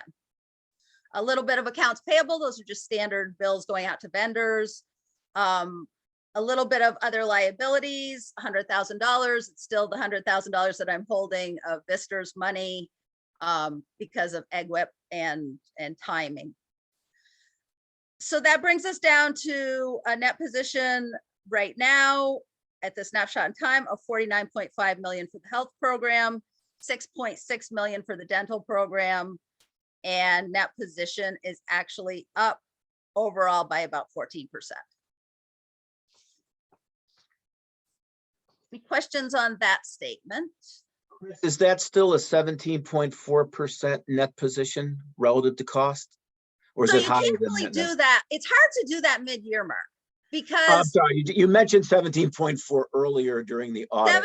17.4 was where we were as of 6/30/22. Got it. It's really hard to do it mid-year because your it's your net position compared to your annual expenses for the year. Well, 3 months in, you don't know what your annual expenses are for FY23. So it becomes an estimate, and I'm not going to estimate any better than the Blue Cross Blue Shield actuaries and try and figure out, you know, well, where are we now in relation? I mean, you know, that's what they do. They spend a lot of time on that. That's a helpful explanation. I appreciate it. So yeah, it's really hard to look at that number mid-year is the bottom line. I mean, I'm aware of it, and you can see, you know, how things are trending. You know, that's where you look to your budget to actual. You know, we know what the actuaries came up with, where they expect our target to be, where they expect our net position to be. That's based on a certain budget. And if our budget to actual is way out of whack, well, then we need to look at that more seriously because there's probably a problem there. But if our budget to actual is running as expected, that means our net position will run as expected. And therefore our target results should be close to expected, with the caveat of investments, because that can throw the whole thing. Our target net position is all about operating expenses and where our net position's at. Market comes in, and so for example, I did this the other day.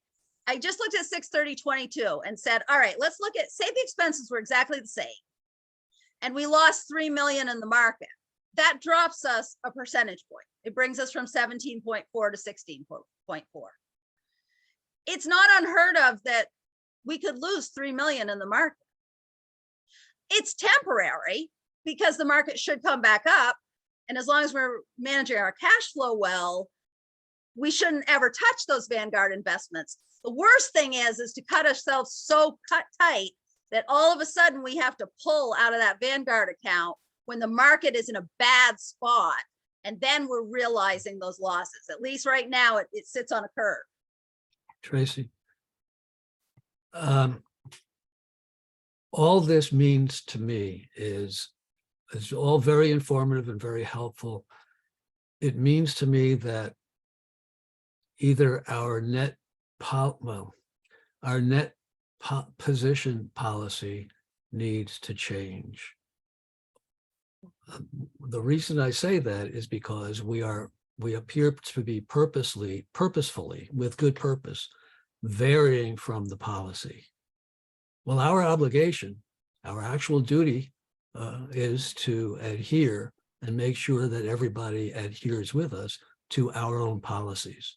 Now, DFR forced us to have this policy. I believe we came up with the terms of the policy. I understand. I've listened carefully to what you guys, what you and Bobby Joe and John in particular, the three of you have offered over the last couple of meetings about this.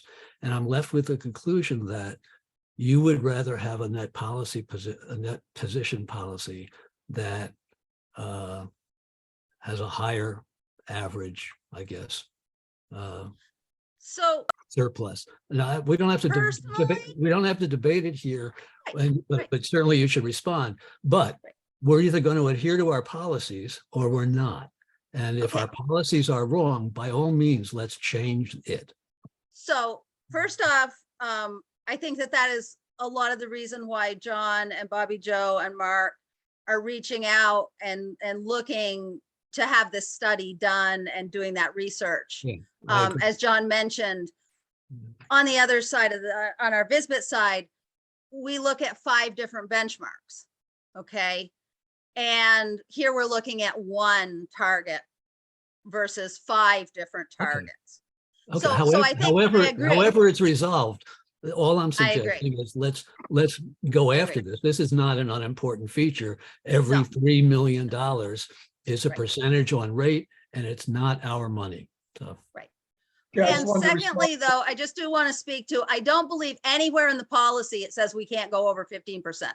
So I do not feel that we are in non-compliance with our policy. I The don't- I other don't- thing I is don't- that when I you're don't want to setting I don't want to rate, debate, Chris, I don't want to debate that here. But let's read the policy carefully and see how much wiggle room there is like that. Our target is 15%. So If it's a target, then we should be aiming at it. That's all. It's not a so big when deal. FY let's 22 change the rates were policy. set, if I just want to give you another piece of data, when FY 20, we also have to set rates 2 years in advance.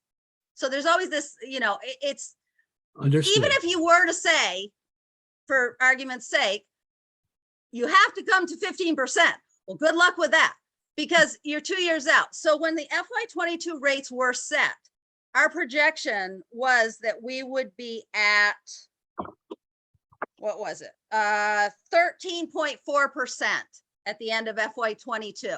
Why they call Well, it a FY target. 20 hadn't played out, FY 21 hadn't played out. We didn't land there. We landed higher. Yeah, So let's stop net position policy discussion. We know we're coming back to it, and let Chris finish presenting the information she wants us to have, please.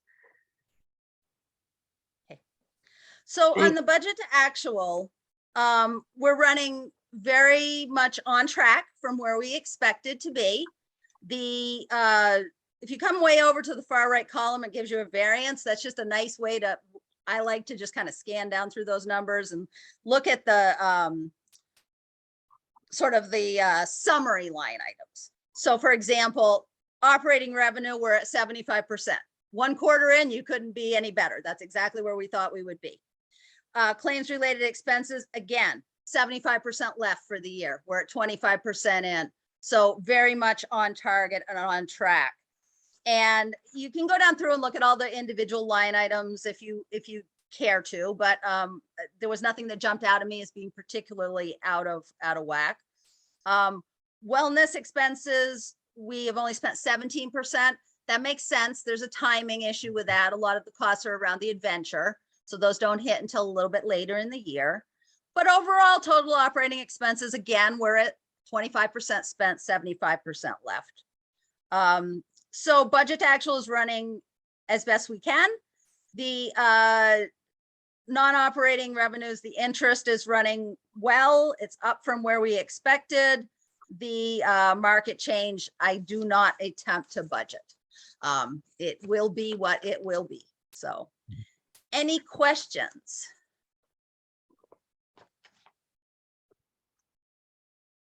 Okay, thank you.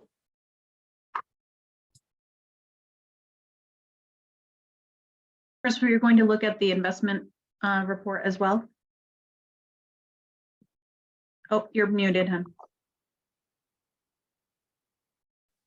Thank you. So in your packet as well, each year, one of the things that we provide is a performance report around our investments and our investment policy. So we're looking at how the investments compared and how they're performing. And then we also want to make sure that we're in compliance with our policy. So we are in full compliance with the policy. We have two different types of funds. When we look back, this is the June 30th, 22 year. When we look back, our Class A funds, that's basically our cash account, which sweeps out to a money market at night to maximize interest as best we can.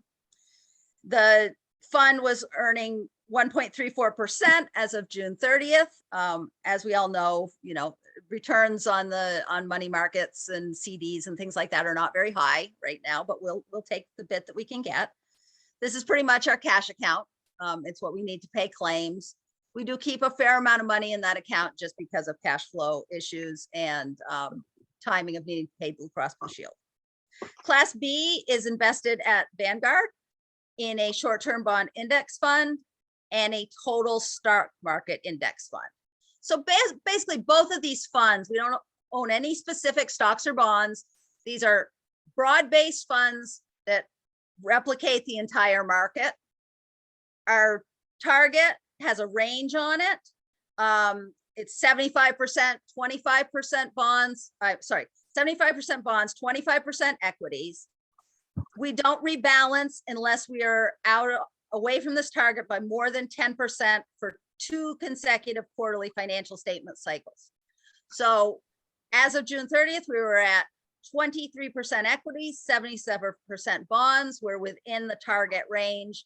So the policy does not call for any rebalancing. Quick question on that, Chris. Yes. What is the thought to avoid transaction fees? Why is it you wait 2 quarters before you rebalance? So it's not really about transaction fees. Vanguard is not fee heavy. They're actually a member-owned organization as well. So their fees are really quite low. It's more about not responding to a blip on a given day. Because, I'm capturing this as of June 30th or as of September 30th. Well, things could have looked very differently on September 29th and October 1st. So you want to allow time to really see, is this a trend that is continuing? Because any given day you can have slight ups and downs on these percentages. I would never advocate to do like a monthly rebalance, but like I work with my advisor on rebalancing, and we also focus on index funds, and we've had a lot of discussions about when to rebalance. And Yes. and he doesn't like to do it too often, Yeah. but he does say Sorry. when there's significant action in the market, you should look, because then you're overweighted, underweighted. So that's why I was just curious why, because 6 months I understand we're doing a long-term view, but we Right. really have an annual cycle, right? We have an annual budget where we depend on those investments. So I was just curious where that 6 months kind of cycle came in. Yeah, I mean, it really came out of some work that Visbit did with an investment advisor. And initially, it was interesting because initially it was the VEHI board that brought it up as something that they were interested in having done. Visbit also, we let them know that VEHI was going to have this project done or was interested in the project. And Visbit was also interested in having the project done. It was a cost of $10,000 for each corporation. And the VEHI board at the time elected not to pursue that. The Visbit board did elect to pursue that. And so we took the knowledge that we learned from the Visbit work and brought that learning to the VEHI board. And that's sort of how we settled on this rebalancing concept. Okay, when was that? Boy, time flies. Let me think. It was pre-COVID because I actually met with people. So I want to say maybe 2018, 2019, somewhere Okay. in that That's fine. frame. All right. That Okay. frame. But I mean, always we're open to revisiting that, having an actual advisor come and look at VEHI specifically. It's always on the table. But that, but really the provision came out of the guidance of the investment advisor, because they looked at the policies and they look at multiple companies. And the advisor that we did utilize was Strategic Asset Alliance, which works with governmental risk pools in the pooling industry. We actually found them at AGRIP, the Association of Governmental Risk Insurance Pools. So Okay. they were working with our industry sector. So that is why we selected. If the board is interested in having a financial advisor come and do a checkup, is that something that we would insert at the time that we set the budget? I think that would be a good time to do it. Okay. Okay. I mean, Right. as a board, you're certainly, you don't necessarily have to wait for a budget cycle. You could do something off budget if you wanted to do it. It makes some sense to me, but Okay. Is anybody else, any other board members interested in spending some money to do a investment kind of checkup?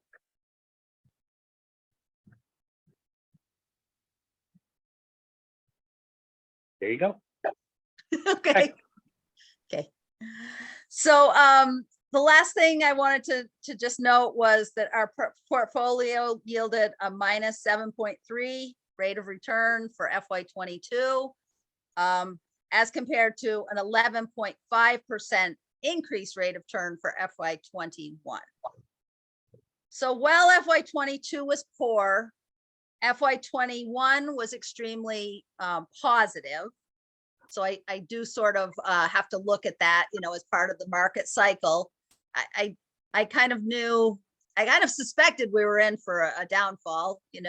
Everybody was telling us that we would. When they come up so sharply, usually they don't stay there. The graphic that I included is the comparison to CPIU urban. It's just one random kind of benchmark, but it's something that what we always kind of look at, because the concept is your investment earnings, or are your investment earnings keeping up with inflation? And you hope that they're at least keeping up with inflation or far exceeding inflation. Most years they do. We're in a very different world right now, as of June 30th, where inflation is through the roof and investments are down. So, that is reflected in this graphic. You have a variance. The one that's up over the line is CPIU. So we were up at around, what was that, around 9% inflation rate. And the earnings were down, or maybe more like an 8% inflation rate. And earnings were down 7.3%. So that's creating that 16% variance away from inflation. So any other questions on that? Yes, Mike. Hi.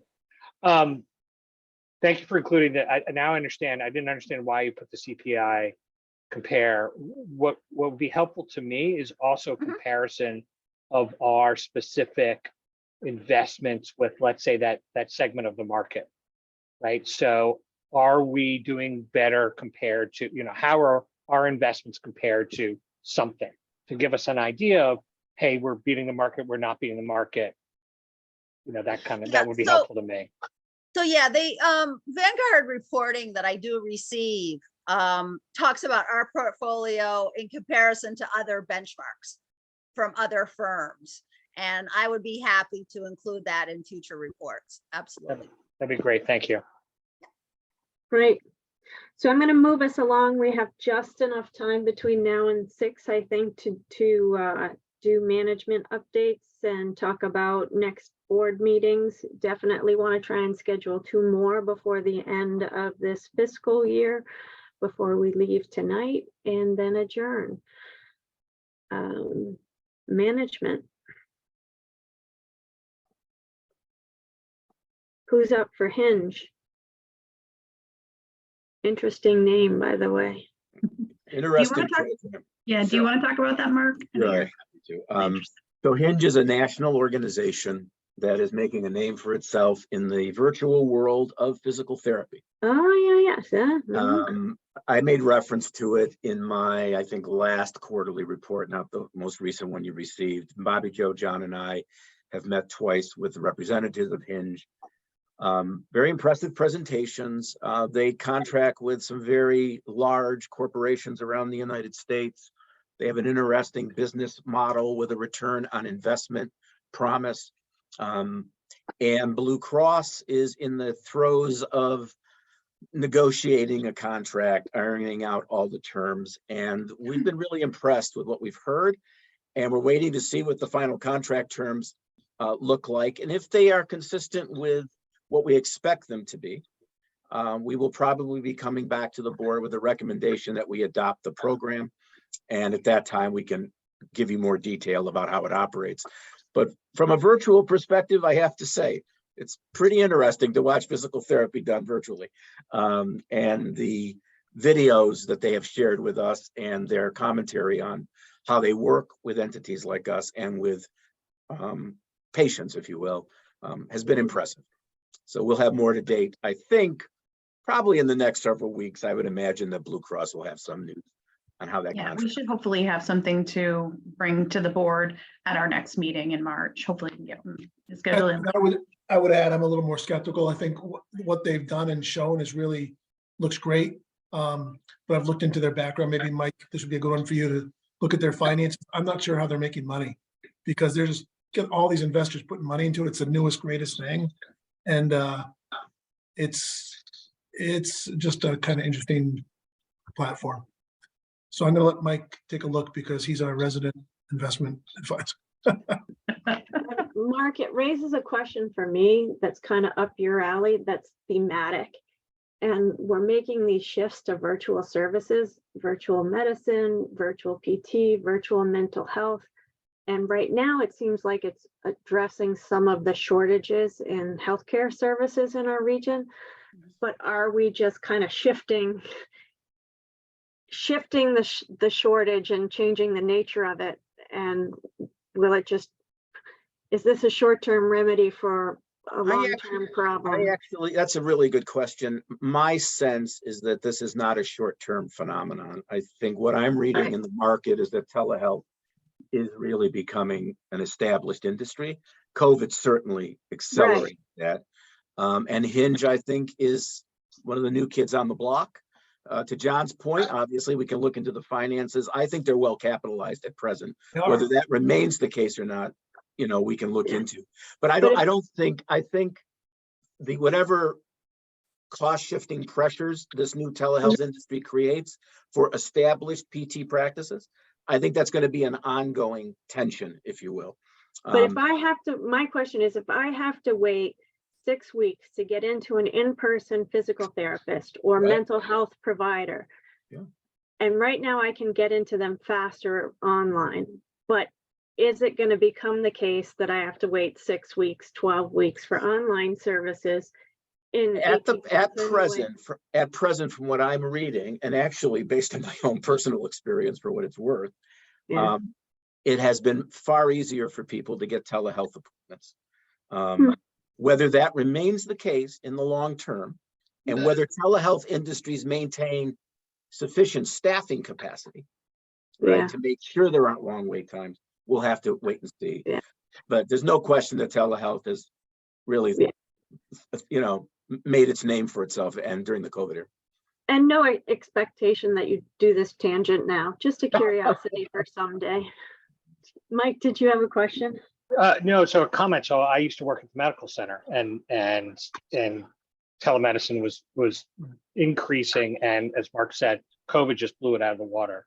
And in terms of staffing, those organizations can staff so much quicker than we can, right? It's so much easier to hire a PT because they can hire them anywhere in the country or Canada or whatever. There's also a lot of concern that the quality of care is not going to be as much, right? It's very different to have a PT putting their hands on your knees than it is to do it virtually. Mhm. So there are some telehealth stuff that I've done and my family's done that we had a great experience with. Some mental health stuff and counseling was great. And getting access to doctors quickly. And I think that if there's opportunities in the right spaces, we absolutely should jump on it, because what's happening in Vermont, it's especially with the UVM health network, it's awful. And most of us have probably experienced that. So the quicker access is going to be great. Which company, like, is Hinge better capitalized? I don't know. When you could look at it, there's a bunch of money coming into all of these, Athena Health and all that stuff. People are throwing money into it, and some are going to fail. Right. To Jonathan's point, and it just means you need to, I'm sure Blue Cross is doing some research on Hinge and how Oh, yeah. stable they are. Yeah. But I'm a big believer in, for the right things, that telehealth is the way to go, especially for our rural members. Yeah, I was just about to say, Michael, thank you for the last comment. There's no question, and again, the literature bears this out. Telehealth has been really a lifesaver, especially during the pandemic, for rural areas. And in fact, there are countries with vast swaths of rural areas, much larger than Vermont, who have also now found it essential to expand telehealth services to those populations. So speaking of good things, what's the remedy update? Bobby Joe, if you don't mind, I'd be happy to take this one, John, as well. So good news on the Remedy front. Remedy has undertaken 2 audits for us as part of our contract with them. The first audit, if I recall, was roughly from FY16 to FY18. These audits take a long time, as Bobby Joe and I can attest to. And they involve Remedy as sort of the point entity with the Blue Cross Remedy team, and then of course whoever the PBM is. And in both audits that I'm going to speak to tonight, Express Scripts is the PBM, although Express Scripts is no longer our PBM. They were the PBM during the audit periods.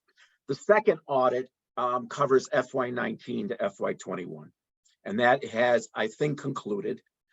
And in the first audit, Remedy and Blue Cross, it was actually Blue Cross negotiated a settlement roughly in the neighborhood of $625,000 to $630,000 to our favor.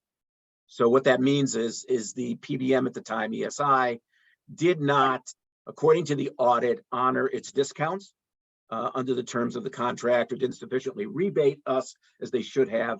The actual figure that Remedy settled on in terms of its analysis was much higher than $600,000.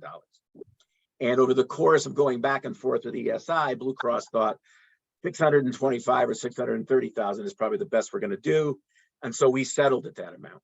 This second audit, it looks like it's going to come in at a little over $1 million to our favor. And again, the number is, according to Remedy, probably closer to 1.4 million. But again, in negotiating a settlement that all the parties can live with and put this process to an end, it's going to come in at somewhere like 1.06 million. So over the course of 2 audits, Remedy has found roughly $1.7 million that it would argue is justly ours. The figure's probably higher, but again, we'll settle for what we can get. We are now waiting for Remedy to lock down the deal with Blue Cross. They're partners in this. And once that is done, a check will be coming our way. And Bobby Joe, John, and I are looking for it in the mail every day now.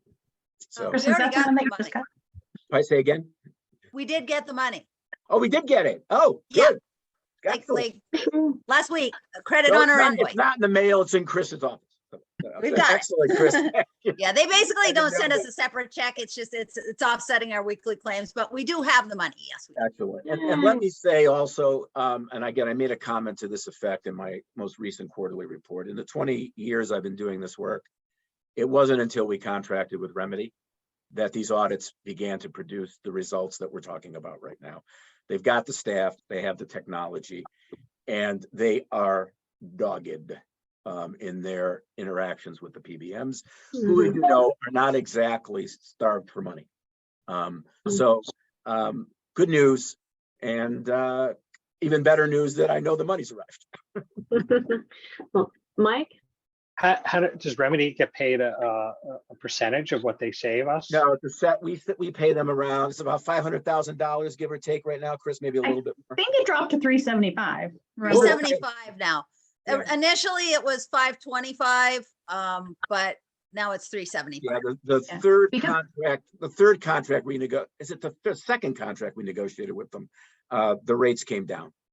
So Yeah, thank I you. think because they have some new, New algorithms and technology. some new But technology. yeah, They've it's a straight fee, Mike, regardless of what they return. Yeah, they've always found more than they charge.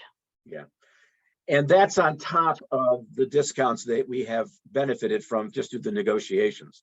So there's savings in that corner. And then there's these audit fines, if you will, on top of it. So it's been a really good partnership. And like I said, they're very dogged, they're very precise, very technical. And they've got technology that allows them to run these numbers in real time, which is great. Great. Any updates on filing? So as far as the filing, we've had, DFR has sent Blue Cross a couple of different two rounds of, they refer to them as objections, which is basically follow-up questions. It's basically things that have come up, questioning some of the numbers that are used by the actuaries for different, this number in this time period doesn't exactly match this number in this time period. And so the actuaries have answered the questions. So we haven't received the approved rates yet, but it is definitely in the review process. Did I miss anything on that, Mark? No, on time. We're Nothing. waiting for the good news, anything. Okay, I was gonna say nothing scary though. No. All right. Bobby Joe, you want to speak to the website issue quickly? Yes, I'll talk to the website first. So back in March of last year, we brought to you the fact that the website vendor told us that our website was had served its purpose and was at the end of its useful life. There's been a number of kind of iterations of things that we've gone through with our particular vendor that we use. One of which is the person that brought this to us and then in turn said, we don't want to service your account anymore, has sold the business to the person that originally built the website himself. So he has come in with a whole new perspective in getting this website rebuilt. He thinks it makes sense to do this on a 2-year track and rebuild things one module at a time, which makes sense for the things that we're doing. So instead of completely building a new website while running the old website, they're building a module, replacing a module, building a new module, replacing that module. So eventually we'll replace the entire website. We've been working on contracting with them. There was a number of reasons that we decided to go with this vendor. John, myself, Chris, and Lorraine, our technical person, has been in these conversations talking about whether it makes sense to do a full RFP. This website is so intricate and has so many different, it has years and years and years of data and analytics built into it. And it would take probably a full year just to get a new vendor up to speed to be able to have them start recreating. We just didn't feel like we had the time to do that with the vendor that had created this from the get-go. So we're moving forward with them. We're in contract negotiations right now. It did come out to be about just under $1 million price tag, which wasn't a huge surprise for a complete new website with the interactive nature of the website. We do all of our health risk assessments. We have all of our adventures out there, which are big 10-week programs. We have all of the old adventures out there for people to continue to use. There's all kinds of different coaching and online programs and lessons that we have out there. So it made sense to move forward. We also have contracted with the Agency of Education, and part of the money that we're receiving from them will help fund the building of the website, because part of that, the reason for the money for the AOE is to kind of help solidify the benefits that we have in place now and have them to be more long-term. So for all of these reasons, that's the reason we decided to move forward with Blue House Group. And again, we're setting some performance agreements in place in their contract to make sure that the prices that they've quoted us, the hours that they've quoted us, will, not only will they meet those, but they would have some form of financial penalty if they didn't meet them to make sure that things stay on track. So we're in the process of that right now. We're close. I think we need to have a legal review done, and then we'll be close to signing that contract. How many hits do we average on that site? Monthly, weekly, yearly, whatever? There's 10,000 people that use it. And we've Over had, the course of a year, or just? well, over the course of the year, it's probably 14,000 people that use it.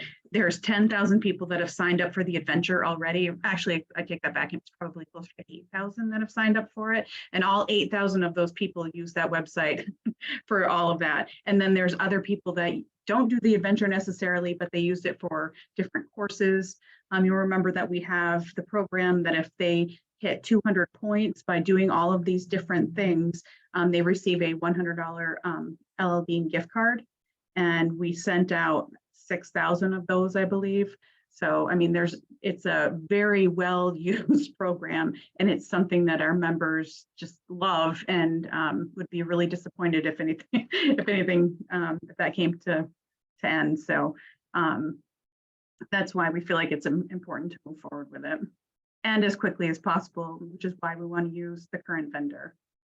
And just to add, Gio, from my perspective, if you are actually going to get to 200 points to get those gift cards, you're engaging year round, because there's no way you can get there unless you're engaging in multiple programs that run at different times throughout the year. Yeah. Blue so- Cross so- Blue Shield told us that there really isn't an alternative that compares, and it adds a prevention and health promotion element to our program that they could not replicate for us. Yeah, and the return on investment is shown in the claims data. As far as the people who participate in the PATH program by far have better claims than the people who do not. So it's definitely something that's shown. And again, we've offered to have the PATH team come in, and we can still get that on the calendar at some point if you'd like for a full demo. So that's a good segue, I think, to any future topics. Actually, there's list one more, of- there's one more management update. I'm sorry. Sure, go ahead. Yeah, we went at a We're gonna have to move through this a little bit quickly, and I'm asked Bobby Joe to help me to navigate another stirring PowerPoint presentation. This one's only 6 slides though, not counting the time. You'll recall the last time I gave you a PowerPoint presentation on reference-based pricing benchmark to Medicare. I focused on what was happening in Montana from 2017 to the present day. At our last board meeting, we continued to have a conversation around this potential initiative for us and what might be happening nationally. And I was given authorization to continue doing some more research. So I'd like to show you the fruits of that tonight, and then make a recommendation about how to proceed with further research. So with that as an introduction, Bobby Joe, if you wouldn't mind bringing up the screen, thank you.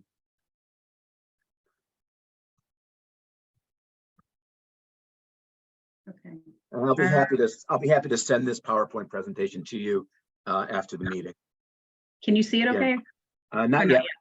Okay, let me. There you Can go. you- You would go to the second slide. Yep. I'm characterizing this as stage 1, despite the fact that I've been looking at reference-based pricing since 2021. Stage 1 since our last board meeting. And just to sort of level set, when we're talking about reference-based pricing benchmark to Medicare, and in this context for inpatient and outpatient hospitalization prices only, we're talking about a claims pricing methodology, how to price for claims, what to reimburse hospitals for inpatient and outpatient. And what we're really attempting to do with reference-based pricing is to establish an objective value for medical services using Medicare rates as a reference point. And Medicare rates, as you know, they're set nationally by the federal government. They take into account a variety of factors: geographic location, acuity of care, population served, et cetera. And according to the federal government and other analysts, if properly applied, they allow for the efficient operation of a system that uses them. And so you start with Medicare as the reference point, and then you negotiate a rate for inpatient or inpatient or outpatient services as a multiple of that reference, of that value. So you don't pay people just a Medicare rate. You negotiate based on Medicare rates as the reference point. The next slide is here because a legitimate point was raised. So Montana started this in 2017.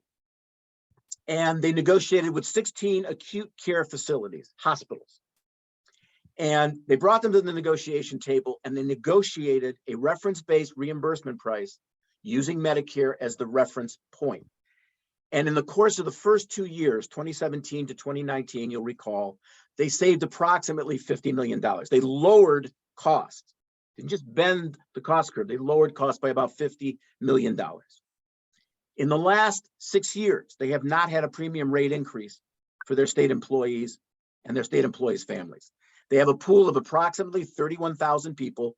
That was the pool impacted by the Montana negotiations. They're a little smaller than us. And the question was raised, well, is Montana an outlier? Is it a fluke? And so I started doing some more research into it. And you can see here, other states have initiated their own reference-based pricing projects. Oregon, Colorado, Washington, North Carolina, Michigan. Nevada is going to begin doing so in 2026 when it establishes new public option plans for its state exchange. You will find more detail about most of these states. Michigan's not there yet in my last quarterly report. Oregon is really the most impressive, actually, in terms of scope, who's impacted. They have approximately 300,000 public sector employees now in a reference-based pricing initiative. Schools, municipal employees, and they project over the course of the next decade, they could save up to $100 million. They did RBP via legislation. Montana did it through contract negotiations.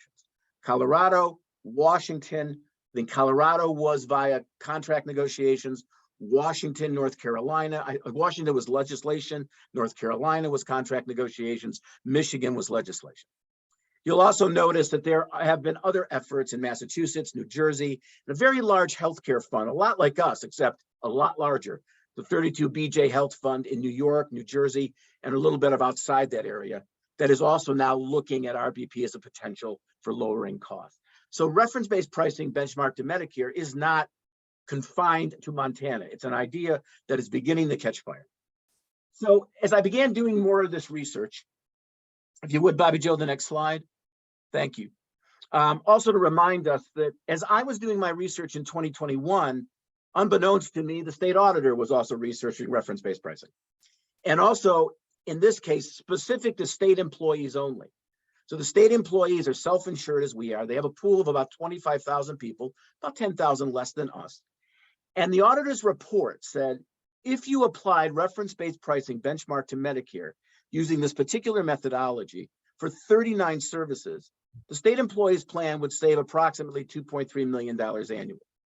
If you apply this methodology to all of the medical services, inpatient and outpatient for hospitals, it could save potentially $16.3 million annually.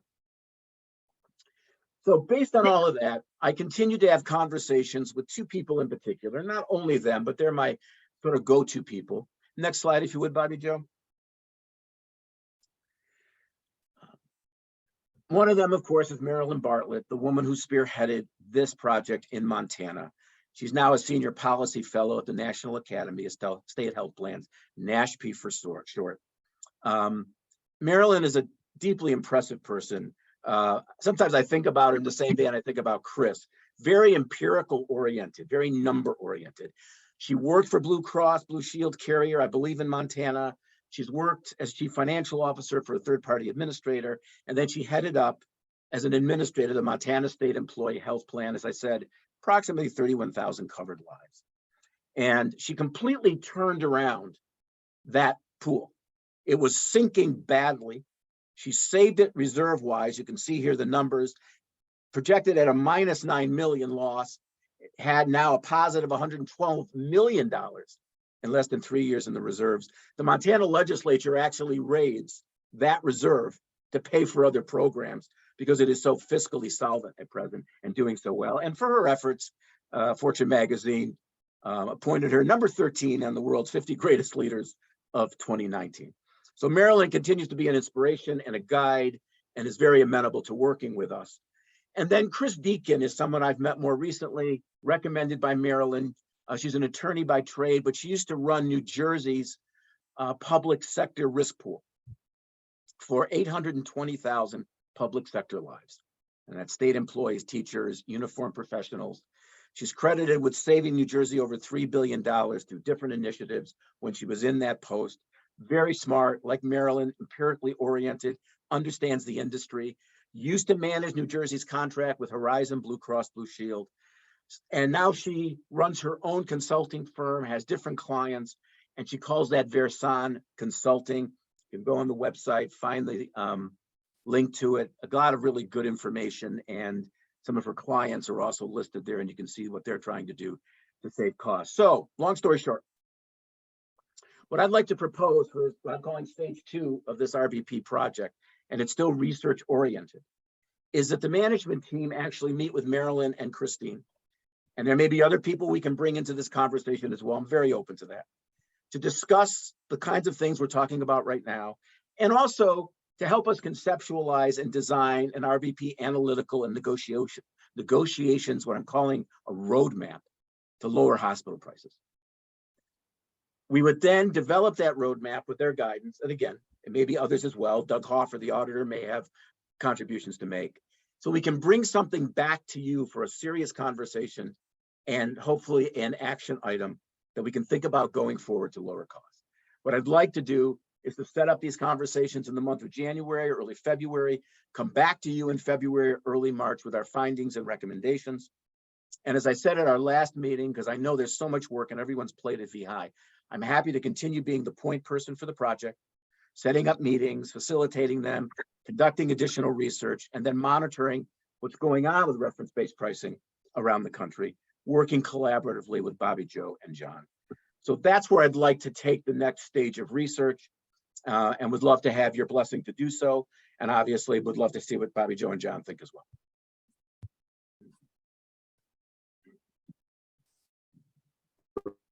So I would love to hear more. Oops. Sorry. I'd love to hear more about it. I think last time we talked about an update when the management team has had a chance to work through the updated or ongoing research together and come to us with a consensus recommendation. Appreciate the update on the ongoing research, and it sounds like the next step is for the three of you to review this update and let us know when it's ready to be on an agenda. I definitely, if it's helpful, have questions that it would help me to have answers to as a foundation for me being able to say I'm interested in more or not. And for me, it's about being able to think through whether or not I can see value in our context, if that's at all useful to do as a precursor step as well. So I think that's an important comment. I mean, Bobby, Joe, and I talked about this a little bit yesterday. Was it Bobby, Joe? I can't remember. Tuesday, maybe. Yeah, and Bobby, yeah. Joe, again, raised some really good points, had good questions. And my feeling is that the management team should muster all of its questions and concerns. And I think that should also come from the board as well. I mean, we can think about a process for how we collate these questions, collect and collate them and feed them to analysts, get some informed responses to them so that we can make an informed decision about the future of this. But having all of us a part of this conversation makes a lot of sense to me. The management team can talk about how we structure that. But I think having the opportunity to talk to someone like Marilyn and Kristen really helps to change the tenor of the conversation and gives it a real world application, because we haven't done this here, right? But I think if it's going to be viable here, we need to find out what it's actually going to take to do it. And so I'm happy to take board input on this. And again, to structure the conversation in a way that's useful to you as well as to the management team. And it may also be very beneficial for the board to have a conversation with Marilyn or Christine or others about this as well. We can talk about that in the future. Sure. So thanks for the update. I have that. I just jotted down a list of future potential agenda items, and that's on the list. I haven't forgotten my wish for looking back at the dental program either. We have a couple of important more operational things that we need to address in the near future. First draft of a budget and budget approval, contract renewals, including Vermont NEA's service agreement, Vistra's rates, maybe continuing conversation on the net position policy. I wrote reorganization when ready. Oh, that's yours, Mike, when you're ready. I did write financial advisor checkup, just in case that comes back up, the web update. We got Mark's Q1 report, and before we meet again, we might get Q4 report, and before we meet again, we might get Q1 report, and that didn't get on the agenda because it was exceptionally timely. So we have a slew of things coming up. It would be really helpful for me, Tracy, if we could get some dates on the calendar for, say end of March and early to mid-June. Can we try to do early March? Can we try to be a little, not late March? I don't think we should go 2 months, more than 2 months without meeting, especially if we're going to make a decision about reference-based pricing and other initiatives as well, not just that. Mark, I think I'm not sure we're going to get to a decision on reference-based pricing just after. No, I just want the conversation to continue. Yeah. And I'd like it to be before the end of March if possible. So I am flexibly employed, and I think we no longer have someone who is bound to the school day schedule on the board. So defer completely to others around time of day and day of week for meetings. If we're looking at early March, I'm looking at the week of the 13th. Does anyone have a preference for that week?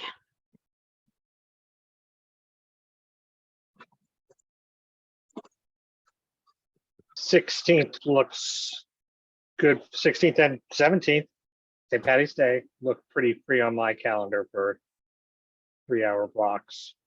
I've got a meeting on the 16th in the afternoon. 17th would be better for me, or the 15th. I could do afternoon of the 15th. Instead of trying to do this like this, can we just do a doodle poll or something? Because I find these to be very frustrating when we try to do this. It takes like 15 minutes. Because someone always has an issue. And if we just put one person in control of the doodle poll, see what comes out. Okay. Or something like that. Yeah. Okay, we can have Bobby Joe do that.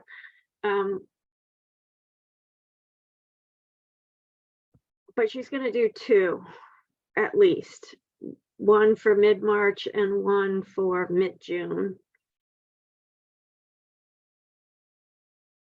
Okay. And maybe they can follow a pattern.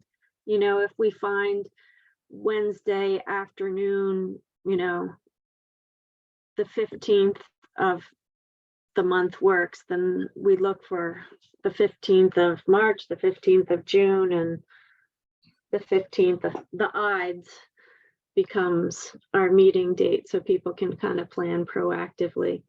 And if we don't need a meeting, we can cancel, but it's easier to pencil things in and cancel than it is to squeeze them in after the fact. Okay. Okay. I'll work Great. with the staff here to get a poll out. All right. Is there any further business for today? You're muted, Joel, if you're trying to say something. That explains it. I would love to be on record as moving to adjourn.